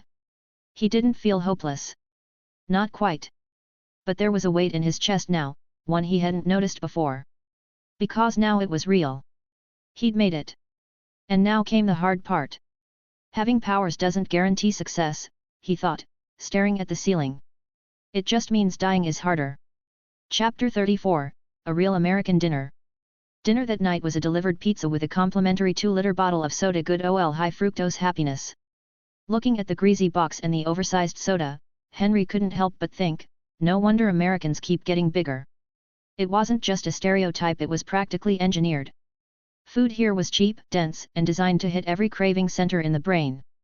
And it wasn't like the rest of the world didn't have shut-ins and couch potatoes, but America had a unique breed, the can't leave their bed level of sedentary. Guys tipping the scales at hundreds of pounds who had to be lifted by crane or fire department assistants just to see daylight. Of course, on the flip side, this epidemic had been a goldmine for gyms, personal trainers, and wellness industries. Rich folks, especially the ones who had time to sculpt their bodies between stock trades and yoga classes, kept the fitness economy humming. Then there were the gym rats, the kind who lived for reps, protein shakes, and questionable steroids. A whole separate evolutionary branch. Henry suddenly remembered that one Avengers film where Thor let himself go and turned into a beer-gutted, sweatpants-wearing shadow of a god. The memory made him glance down at his own stomach. Does Kryptonian physiology prevent obesity? He wondered grimly. But the hunger was real. After years in that Russian black site where he'd once been so starved he nearly considered scraping plaster off the walls for a snack, Henry wasn't about to let a hot meal go to waste. He took a bite. And immediately regretted it. Now, Henry wasn't picky. Never had been. As long as food was edible, he'd eat it. But this pizza tasted like it had lost a fight with a tire fire and been drowned in regret. The cheese was rubbery, the sauce suspiciously sweet, and the crust had the texture of wet cardboard. He swallowed out of principle. There were now 4 categories of food in his mind. Delicious. Edible. Inedible. And now a 4th, edible but emotionally damaging. This pizza belonged squarely in that fourth category. Throwing it away felt wasteful. Eating it felt like betrayal. And with his heightened Kryptonian taste buds, it was even worse. The flavors were too vivid. Every rancid oil and fake tomato tang was dialed up to 11. No wonder they gave you 2 liters of soda with this crap, he thought, chugging the cola like mouthwash. From now on, one thing was clear, wherever he rented, it needed to have a kitchen. If eating out was going to taste like this, he'd be better off cooking for himself. If Yelp existed in 1990, Henry would have rage-reviewed this place into the ground with a solid 1-star rating and a scathing paragraph. To distract himself, he pulled the motel's yellow pages out from under the phone and flipped through, looking for tomorrow's to-do list. No internet. No reviews. No ratings. Just bold names, addresses, and hopeful ad slogans. Trial and error, then. He sighed. Well, if you're going to play in a new city, you've gotta be willing to lose a few games. As long as he played it smart, no greed, no unnecessary risks he could pull out before anything got too messy. And if anyone tried to solve problems with violence? He grinned. Let 'em try. He was Kryptonian, after all. The next morning, Henry stepped outside into the crisp LA winter sun. The rays weren't as harsh as in summer, gentle, warm, almost coaxing. Unlike summer's blazing death orb, winter sunshine invited you out. Made you want to follow it. Unfortunately, LA also came with industrial smog and years of being an urban jungle. Deep breaths weren't refreshing, they were a gamble. Every inhale came with a question mark: is that a lungful of oxygen or exhaust fumes? He cleaned himself up, threw on a fresh shirt, and hit the street. Breakfast came from a hot dog stand run by a grinning old black man who handed over a loaded dog drowned in mustard. It wasn't gourmet, but it did the job. He even offered a soda with it, which Henry politely declined. The stuff looked like it came straight from a bacteria petri dish. He'd seen less alarming fluids in alien experiments. Stomach settled, Henry's next priority was the money. He'd been walking around with tens of thousands in cash on him, most of it crammed into that small, overstuffed backpack. Not ideal. Not safe. Not sustainable. Stashing it in a motel room or a future rental wasn't smart either. Too easy for someone to break in, or for the whole place to burn down in one of L.A.'s charming little structure fires. No, he needed a bank. He hadn't opened an account in Alaska for a reason. The local banks up there were mostly isolated. Sure, they'd take your money, but good luck accessing it once you hit the lower 48. And converting a check from an Alaskan bank into cash on the mainland?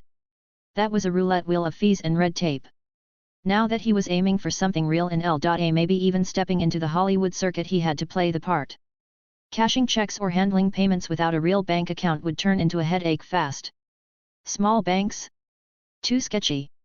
Too many of them were traps dressed up with high interest rates and personal touch marketing, but once you signed up, you were at their mercy. Hidden fees, nonsense policies, impossible customer service. And the big boys? Not exactly trustworthy either. He remembered all too clearly the news headlines from his old world: Barings Bank, Lehman Brothers, Silicon Valley Bank. All massive institutions that crumbled spectacularly, each collapse sounding alarms even for people who didn't know a bond from a baguette. If you weren't in the system with insider knowledge, you were just another sheep lining up for shearing.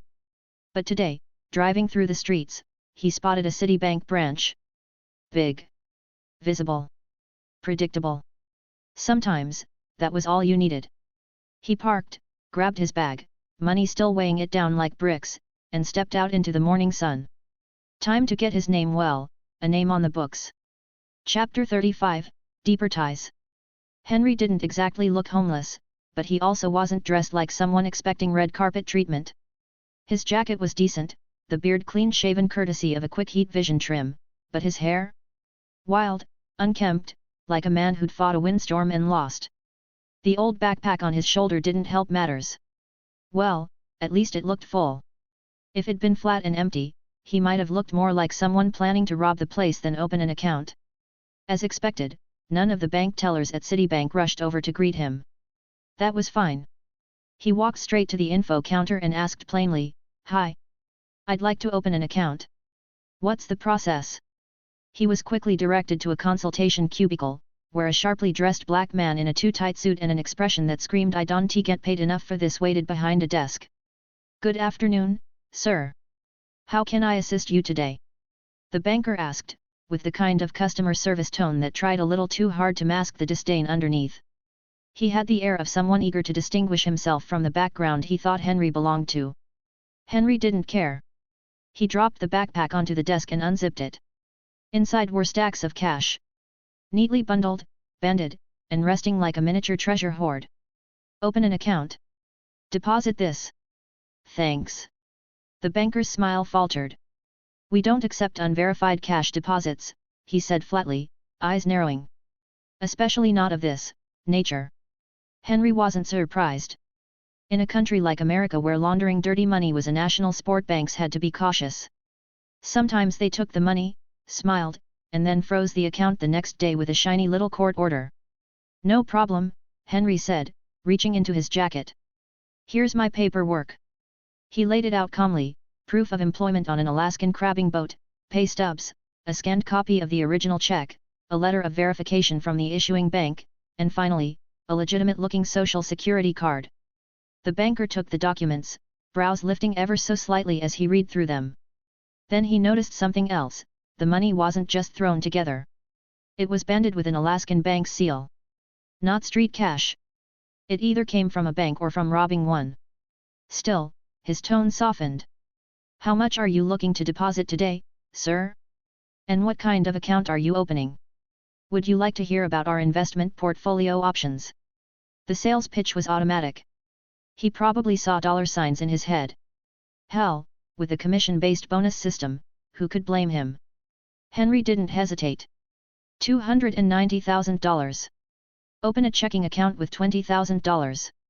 The rest goes into savings. I want a checkbook and a credit card application. That's it. The man blinked, then nodded, already reaching for forms. "Of course. We'll need to make copies of your documents, if that's all right." "Go ahead." As the banker disappeared with the paperwork, a colleague wheeled over a bill counter equipped with counterfeit detection, naturally, and began counting the cash. It took time. But no alarms were raised. No surprise fakes. No drama. Henry didn't expect any. He wasn't here to make a scene. He was just a guy with some money and a Kryptonian tolerance for bureaucracy. The account itself was free to open, as long as the minimum deposit was met, and Henry more than met it. The checkbook and credit card required fees, of course, but he had a few thousand in walk-around cash and made the payments easily. His method of paying, though digging into every pocket, pulling out random bills like a disheveled magician, earned him a few long-suffering sighs from the banker. "Keep pretending," Henry thought with a smirk. "You don't know the half of it." Once the final form was signed and the debit card handed over, Henry stepped out into the sunlit LA street, stomach rumbling. The credit card would take a couple weeks to process, assuming the bank's background checks went smoothly. Since he didn't have a fixed address yet, the banker had told him to come back in 2 weeks to check on it in person.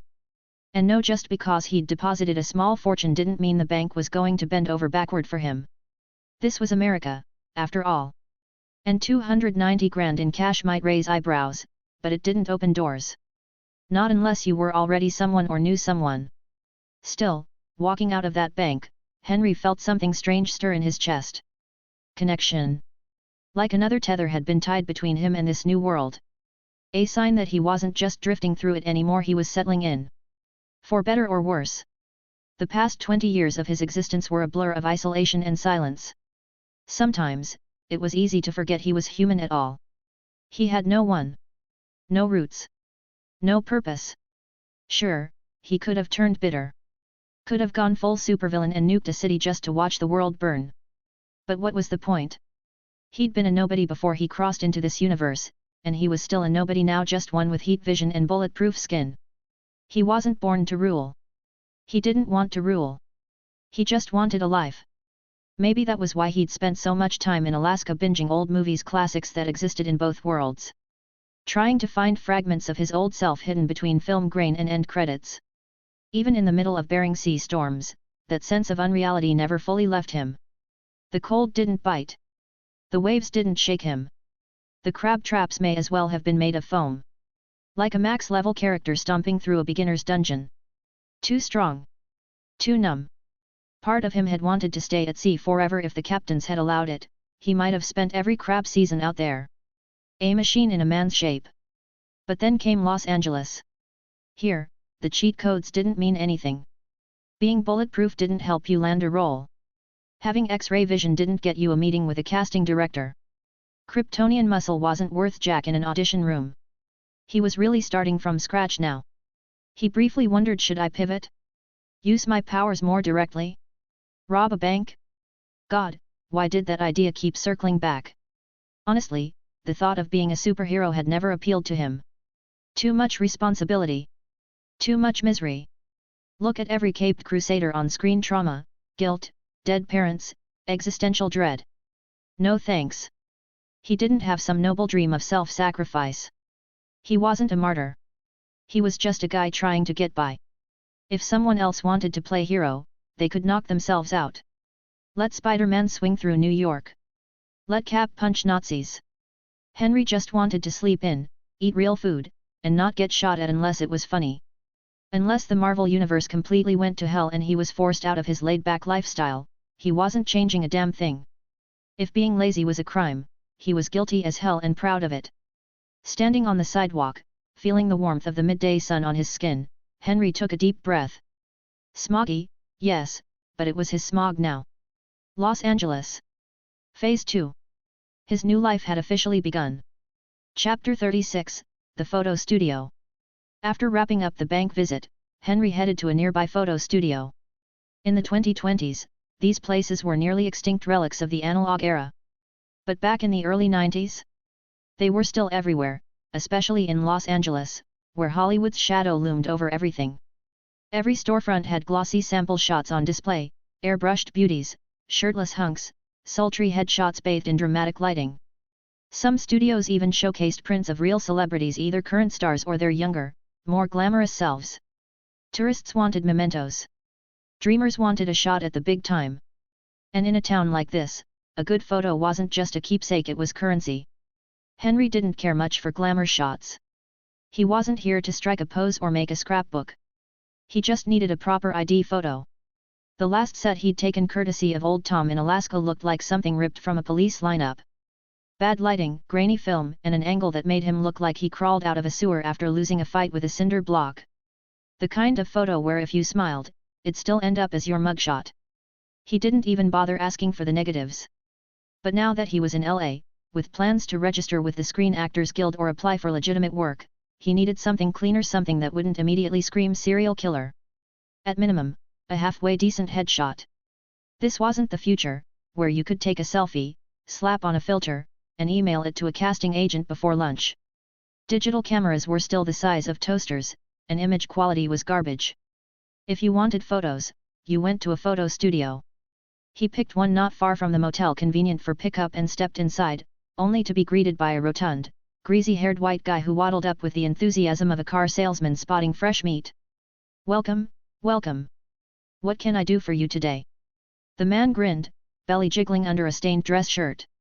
"Wedding packages just $6,600. Family portraits, $4,200.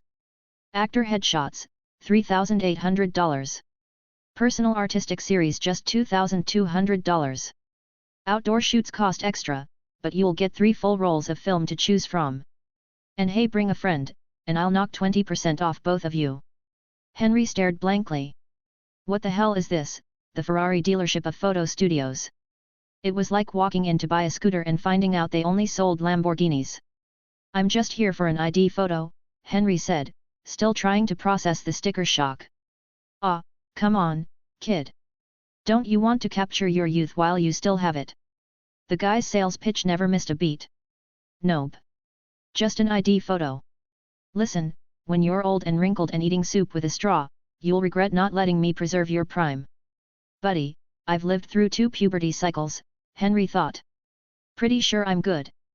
But he didn't want to start an argument, and this certainly wasn't the only photo studio in LA. So he turned to leave. Wait. Fine. ID photo it is. Can't believe I'm wasting my talents on this, but alright." Henry paused. Maybe if the guy dropped the extortion level prices, he could deal with a little theatrics. I need 12 2-inch and 12 1-inch prints, Henry said. What's the price? Flat rate, $60. Henry didn't even argue, just turned back toward the door. Whoa, hang on. Not good enough? Name your price, then. 30. I'll pay half up front. Jesus, are you part Jewish? The man snapped. Go ahead, try finding another studio with a deal like that. Henry rolled his eyes. Wish I were. I'm actually an alien, thanks. 50. Final offer. 30. Come man 40. That's cost, I'm practically losing money. Henry turned again, not playing the haggling game. All right. 30 it is. The man barked. God damn it, I hope you are Jewish, at least then I could say this was cultural. Hell, maybe Hitler should have tried harder and we'd have avoided this whole back and forth. Henry raised an eyebrow. Wow. Casual Holocaust joke. Stay classy, LA. Still, the dude folded. Which meant Henry probably still overpaid. He fished around his pockets, pulled out a crumpled 15, and slapped it on the counter as a deposit. That's when something on the desk caught his eye, an old-school, CRT monitor with a massive rear end, the kind that looked like it could double as a microwave. Below it sat a clunky tower, proudly stamped with a logo Henry recognized instantly. Stark Industries. Hey, he said, pointing. Is that a Stark system? What kind of CPU's it running? The man's eyes lit up like a kid on Christmas. Oh ho, someone knows their machines. This baby's running Intel's newest i486 processor, 4 MB of RAM, 120 MB hard drive, VGA display. Not CGA, not EGA VGA. That's 256 colors. Full floppy support, 5.25 and 3.5-inch drives, plus a CD-ROM. Stark quality. You can't beat it. Dell, IBM, they can't compete. Stark's personal computers are top tier. Henry nodded slowly. Yeah. That's incredible. I'm overwhelmed. He said it so flatly, even the guy didn't notice the sarcasm. Truth was, for Henry, who'd lived through advanced alien tech, survived Soviet bunkers, and watched Tony Stark's future genius unfold in real time, this glorified microwave was little more than a toy. But hey. Let the man have his moment. Chapter 37, Overlooked Futures. Henry couldn't stop staring at the relic of a computer on the counter, an honest-to-God 486. It was ancient by his standards, but instead of writing it off, his mind started spinning. Sure, he'd grown up on AAA games and cutting-edge tech from the 2020s, but that didn't mean the stuff from the 90s was worthless. Some games weren't about graphics or grind, they were about concept. Look at Tetris. Even on a toaster with buttons, that game slapped. Good design never aged. But a computer wasn't just a game console. Its real strength was in processing power, in connectivity, in the foundations of the digital age. All the stuff you could build on top of it. Back in his old life, Henry had been just another basement-dwelling nerd. Games, anime, pirated movies. A cliché. But now, with a Kryptonian brain-riding shotgun? The idea of hacking didn't feel far-fetched. It felt inevitable. Superman might have let Batman play the genius role on the team, but the guy wasn't dumb. In Brainiac's intelligence ranking scale, Supes clocked in at a mind-bending level 12. The entire human race, by comparison, level 6. Combined. Even Lex Luthor, his ultimate nemesis, barely kept pace intellectually. But Clark's raw power often overshadowed his brains. Especially when Bruce was in the room, monologuing like Sherlock Holmes on a caffeine bender. Henry wasn't delusional, he knew he wasn't that Superman. Hell, his version had crash-landed in a Russian hellhole and got tortured for years. No loving Kent family, no sweet Kansas upbringing. Just isolation and Soviet sadism. But still. If he had even half the brain power of Clark Kent, wasn't it smarter to develop the mind, not just the fists? He didn't want to end up being the guy in red tights deflecting bullets for YouTube views. Or worse, some idiot people point at going, look, up in the sky. It's a dumbass with a cape. The key to hiding in plain sight wasn't punching everything into submission, it was blending in. Building tools. Understanding systems. Especially in a world that was racing headfirst into the information age. If he waited for tech to catch up to his memories of the 2020s, he'd be sitting around for decades. But software? Concepts? Systems? Those evolved year by year. You could build on them. Take the Y2K panic, for example. Banks had thrown mountains of cash at retired old coders just to keep the world from burning down because no one else understood the ancient systems their infrastructure ran on. All the new kids with slick degrees were useless when it came to legacy code. Old tech didn't die fast. If it worked, it stayed. So, standing in this dinky photo studio, eyeing a computer that most people wouldn't look twice at, Henry felt the gears in his head turning. He leaned over the counter. This thing have a modem? The greasy photo guy, his new best friend, apparently grinned. Modem? Nah. Only connects to a couple college BBS boards anyway. But I use this beast to play Ultima 6. Way better than those dumb consoles. And it runs MS-DOS 4.01. Didn't bother with PC DOS, clunky as hell. I've got DOS/V running 2 color-coded file types. Real sexy stuff. Henry smirked. You ever hear of Linux? Lee, what? Thought so. He chuckled. Right around now, somewhere, that Finnish kid should be about to start writing it. Open source was already bubbling under the surface college campuses, mostly. Too many engineers and students building niche tools for niche problems. Most commercial software didn't meet their needs, so they rolled their own. But up until now, they were all just making applications on top of existing systems, MS-DOS, Unix, whatever. Linux would be the game changer. An open source operating system. A new foundation, free to build on. No surprise it started in universities. The motto was basically, as long as you're not selling it, build whatever the hell you want. Even later, when companies would slap a price tag on Linux servers, what they were really selling was service, not the OS itself. Henry couldn't stop himself from grinning. This was the beginning of something. Something massive. And he wanted in early. Forget waiting for hardware to catch up. This wasn't an RPG where you maxed out before leaving the tutorial zone. If you hung around too long grinding levels, you'd just get stuck. The only way to grow was to move. The photo guy must have noticed the glint in his eye. You like that rig? He asked. I got a buddy who can hook you up with one. Newest model. Fast. Not like those other jokers trying to unload junk stock. Henry was tempted. Radio Shack had some stuff, but most of it was hit or miss. If you wanted rare components, you either had to get lucky in a warehouse store or know a guy who knew a guy. Still, he looked around, eyebrows raised. This is a photo studio, right? Yup. And you also sell computers? Yup. Like you said also. Why not make a buck if I can? You're sure you're not Jewish? I'm Italian. F. Mussolini, the man said proudly. Henry shook his head. Thanks, but I gotta find a place to live first. Unless you can get me one I can use in my car. The man grinned. Hey, I can help you find an apartment too. Henry let out a long sigh. He stared at him, speechless. Chapter 38, Italian Lunch.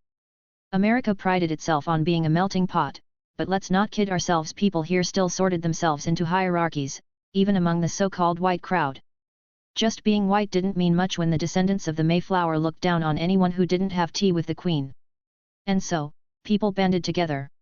Ethnic groups formed tight-knit communities, complete with their own languages, rules, and invisible walls that kept outsiders out. You couldn't break into a conversation held entirely in rapid-fire Italian, for example. That alone told you how thick the bonds ran. After the photo shoot, more of a quick mugshot with lighting than anything artistic, the greasy old white guy at the photo studio pulled some strings. Next thing Henry knew, he was being introduced to a warm, mustached Italian man with a booming voice and a personality big enough to fill a stadium. Key detail, not Sicilian. That calmed Henry's nerves a bit.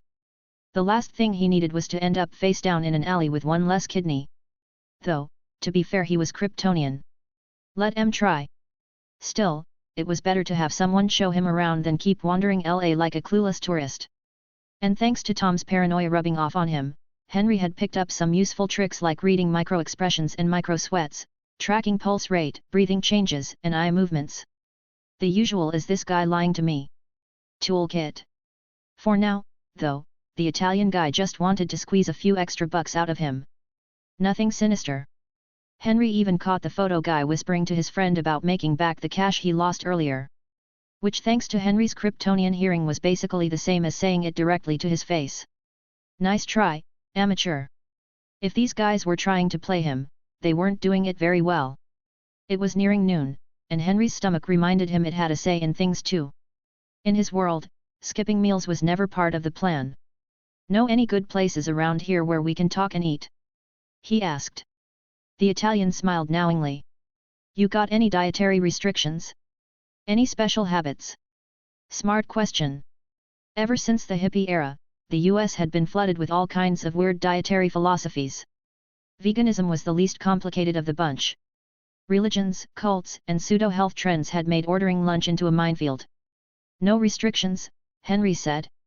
As long as it's not people or poop, I'll eat it. But if the food sucks so bad it ruins my mood, that might affect our negotiations. The guy laughed, slapped Henry's shoulder, and twirled his impressive mustache. We're not British, kid. You know what their best local dish is? French cuisine. Can you believe it? The bloody English got conquered in the kitchen. Us Italians? Our culinary history goes back to Caesar. The man conquered east to west for the sake of good food. Then came the Papal States. The Renaissance Italian cuisine is the best in the world, hands down. No contest. Caesar conquered half the world just to get better food? Henry raised a brow. I feel like that's not what my history teacher said.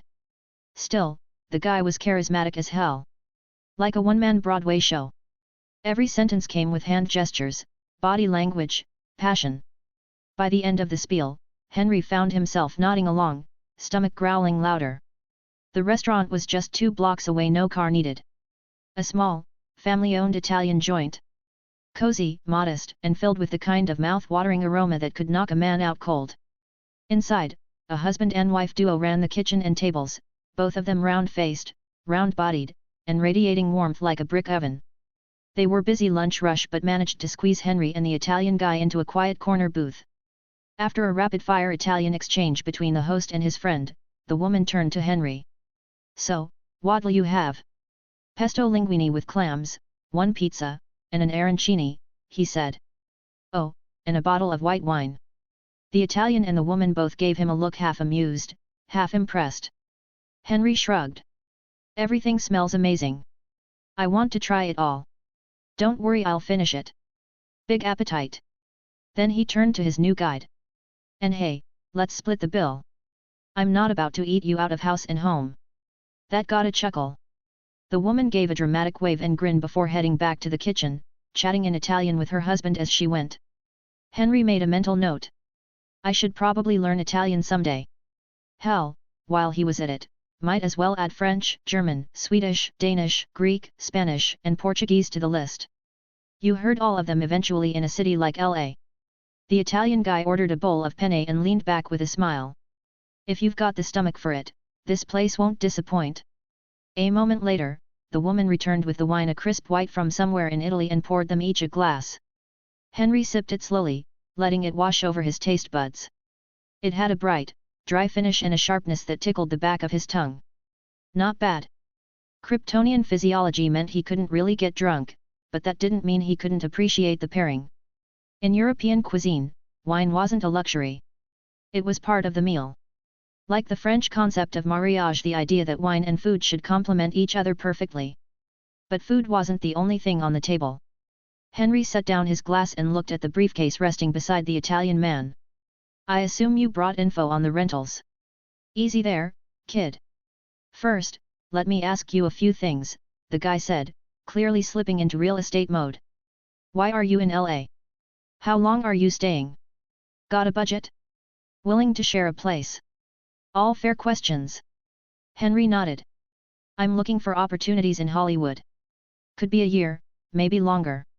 I'm not looking for anything fancy, definitely no Beverly Hills mansions. And as for roommates?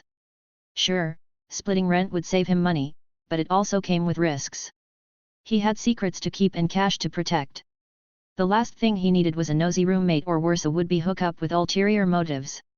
I can afford to rent solo, he said finally. A bit of space would be nice. He took another sip of wine, feeling the warmth spread through his chest. His new life in Los Angeles was just getting started. Chapter 39, The Apartment Hunt. Fabio, the not-so-slimy Italian real estate liaison Henry had picked up via a photo studio detour, was, in fairness, not entirely out to fleece him. The guy actually had legit listings. After digging around in his leather briefcase, Fabio laid out several sheets on the table, spreading them out like tarot cards for a future yet to be determined. "These ones here," he said, tapping a stack, "are near Hollywood, but renting solo isn't cheap. Most people CO rent or sublet to save on costs. If you're open to roommates, there are more options." He motioned to the second stack. "Now, these are a little farther out. Near the edge of the city. There's one in Santa Monica top floor unit, right near the beach. You look out the window and boom, the Pacific. Gorgeous view." Henry noticed that the listings were clearly divided into two piles. "What's the difference between these groups?" he asked. Fabio leaned in like he was letting Henry in on some big industry secret. "One stack is property management. We handle everything: rent, maintenance, complaints. You deal with us. The other stack? That's direct landlord rentals. We just connect you. After the lease, you talk to the owner. Or pay us extra to mediate, if you really want." So that's why one pile was placed more prominently. It was all about recurring commission. With managed properties, the agency probably took a cut every month. The landlord listings? One-time commission, and that's it. Less money in the long run. Still, the fact that Fabio laid it all out so transparently earned him a few points in Henry's book. No sleight of hand. No sales speak. Just facts. As Henry schemed through the printouts, their food arrived first: the pasta and baked penne, piping hot and drenched in the kind of aroma that made a man believe in God. The pizza and arancini were still in the works, but the smell already filled the room. The older Italian woman who had taken their order lingered beside the table, practically glowing with anticipation. Henry twirled a forkful of pasta and took a bite. Bam! The burst of garlic, olive oil, clam, and fresh basil hit him like a tidal wave. Rich, savory, and borderline illegal levels of delicious. His eyes went wide, and before he could stop himself, he made that classic Italian gesture: fingertips pressed together, hand exploding from his mouth. "Buono!" he exclaimed, half for show, half from the depths of his Kryptonian soul. The woman beamed, chattered excitedly in Italian, and waddled off to the kitchen with the kind of satisfaction only true culinary praise could bring. Henry blinked and turned to Fabio. What did she say?" "She said she's thrilled you liked it. She's starting on your other dishes right away." Made sense. Italian wasn't too far removed from other Indo-European languages. Structure and vocabulary could be guessed with a little mental acrobatics. Fabio's translation might not be word for word, but it was close enough. Henry didn't waste more time. He devoured the plate like he hadn't eaten in days, pausing only to sip the white wine and breathe. The wine itself seemed to change flavor with the food: less sharp, more full. Either the cook was a genius or the wine knew how to perform under pressure. Then came the pizza: thin, charred edges, molten cheese, proper sauce, and the arancini, golden, crisp fried rice balls stuffed with gooey mozzarella. Henry had never tried fried rice balls before, but one bite convinced him it was a crime against cuisine that this wasn't globally mandatory. The rice was short grain, firm, and perfect for frying. The outer crust? Crisp perfection. The inside? Melty, cheesy heaven. He crushed the entire pizza by himself, an enormous one, too. By the time he was done, other patrons were staring. One guy dropped his fork. Another whispered to a friend. Kryptonian metabolism, Henry thought, unapologetically licking a bit of sauce from his finger. "Don't hate me because I'm superhuman." Between bites, he was still scanning the rental listings. Some had photos, interior shots, exterior views, even angles out the windows that showed sunlight falling in just right. "Who took these pictures?" Henry asked, impressed. "You." Fabio chuckled. "Nah, I get Giovanni to do them. He waits till I have a few listings, then goes out with a full roll of film and knocks it out. Guy's got an eye. Photos help a lot when we're showing places." "Giovanni?" "Of course. The pushy photo studio guy." Henry had to admit his camera work was damn good. The pictures balanced light and shadow with a surprising level of care. In this pre-Photoshop era, that took real skill. But that didn't mean Henry was ready to forgive the man's hard sell antics. Just remembering it made him want to laser eye a hole through the guy's neon sign. Still, back to the task at hand. He picked out a few listings. If I want to check these out, when could we go? Fabio flipped open a well-worn notebook. Some are managed properties, those we can see today. The others, I gotta call the owners. Earliest would be tomorrow. Then let's hit the ones we can see now. They settled on a plan. Fabio would drive them around, knocking out the viewable properties in one loop. The first place? Total bust. City center, low floor, right on a major road. Traffic noise bled in like the windows were made of paper. Horns. Yelling. Sirens. And don't even start on the building itself, old pipes, mystery gurgles, and questionable plumbing that made Henry's Kryptonian hearing twitch like a nervous tick. Hard pass. The Santa Monica unit looked better on paper. A top-floor unit near the beach, technically in a well-off neighborhood. Great view of the ocean, sure, but that also meant high humidity, salty air, and relentless sun exposure. Top floors in older buildings? They got hot in summer, cold in winter. And salt in the air meant metal corroded fast. Any iron or exposed steel left untreated would rust in weeks. He didn't need a physics lecture to know it, he could already smell the oxidation. Plus, Henry planned to use electronics. Lots of them. Computers, likely. This wasn't going to cut it. The view was nice. The vibes were wrong. Pass. Chapter 40, House Hunting, Bonus. When Henry first landed in this world, he figured his standards for housing would be rock bottom. A roof, 4 walls, and running water. What more could a Kryptonian in exile ask for? Turns out, quite a lot. The more places he toured, the more he realized, every apartment had something wrong with it. Some were too loud, others too damp, too dark, too sketchy. In hindsight, it made sense if a place was actually decent, it wouldn't have landed in Fabio's lower-tier real estate listings. Fabio, for all his charm and salesmanship, wasn't exactly operating at the top of the LA real estate food chain. He specialized in helping broke 20-somethings chase pipe dreams in Hollywood. Henry, on the other hand, had a little cash stashed away, and more importantly, secrets that made shared living a potential nightmare. So while he kept saying I'm not picky, the truth was, he was extremely picky. Not unlike those overly selective dating app users who claimed to be chill until they met someone who wasn't 6'2" with a law degree and a pet-friendly landlord. The good news? Fabio was a pro. He'd seen all kinds: starving artists, down on their luck dreamers, borderline fugitives. So taking a few extra days to drive Henry all over LA didn't faze him. In the end, Henry settled on an older apartment building on the fringe of a Portuguese neighborhood. It wasn't high-end, but it had a few things going for it. The surrounding streets were quiet, there weren't any obvious drug dealers or working girls on the corners, and the place had a certain low-key charm. That said, areas dense with one ethnic group often came with an unspoken rule: if you weren't part of the tribe, you were on your own. But Henry's Kryptonian status gave him the confidence to ignore those politics. He just needed somewhere safe and semi-private. The landlord, as it turned out, lived on the ground floor. He insisted on meeting every tenant personally. No exceptions. If he didn't like your vibe, you didn't get the keys. Simple as that. Fabio gave Henry the rundown on the drive over.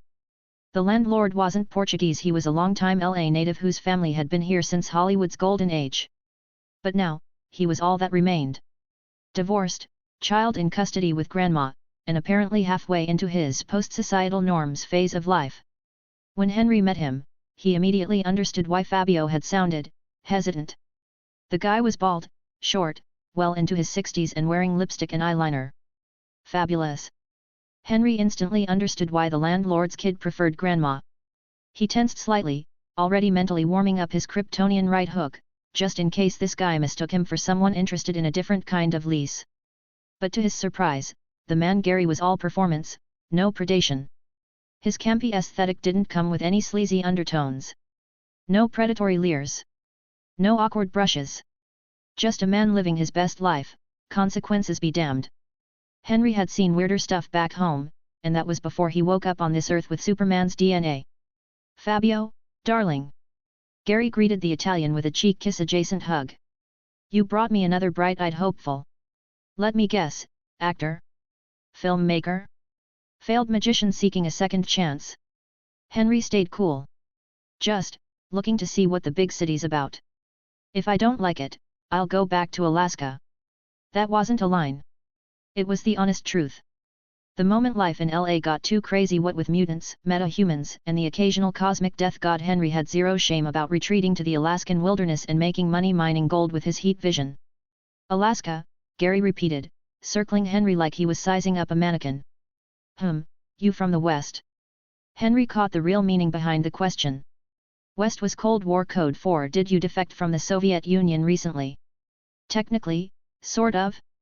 But Henry wasn't about to explain interdimensional body hijacking from a Russian black site. So he just shook his head. Just Alaska. Gary seemed satisfied. All right then, Mr. Alaska.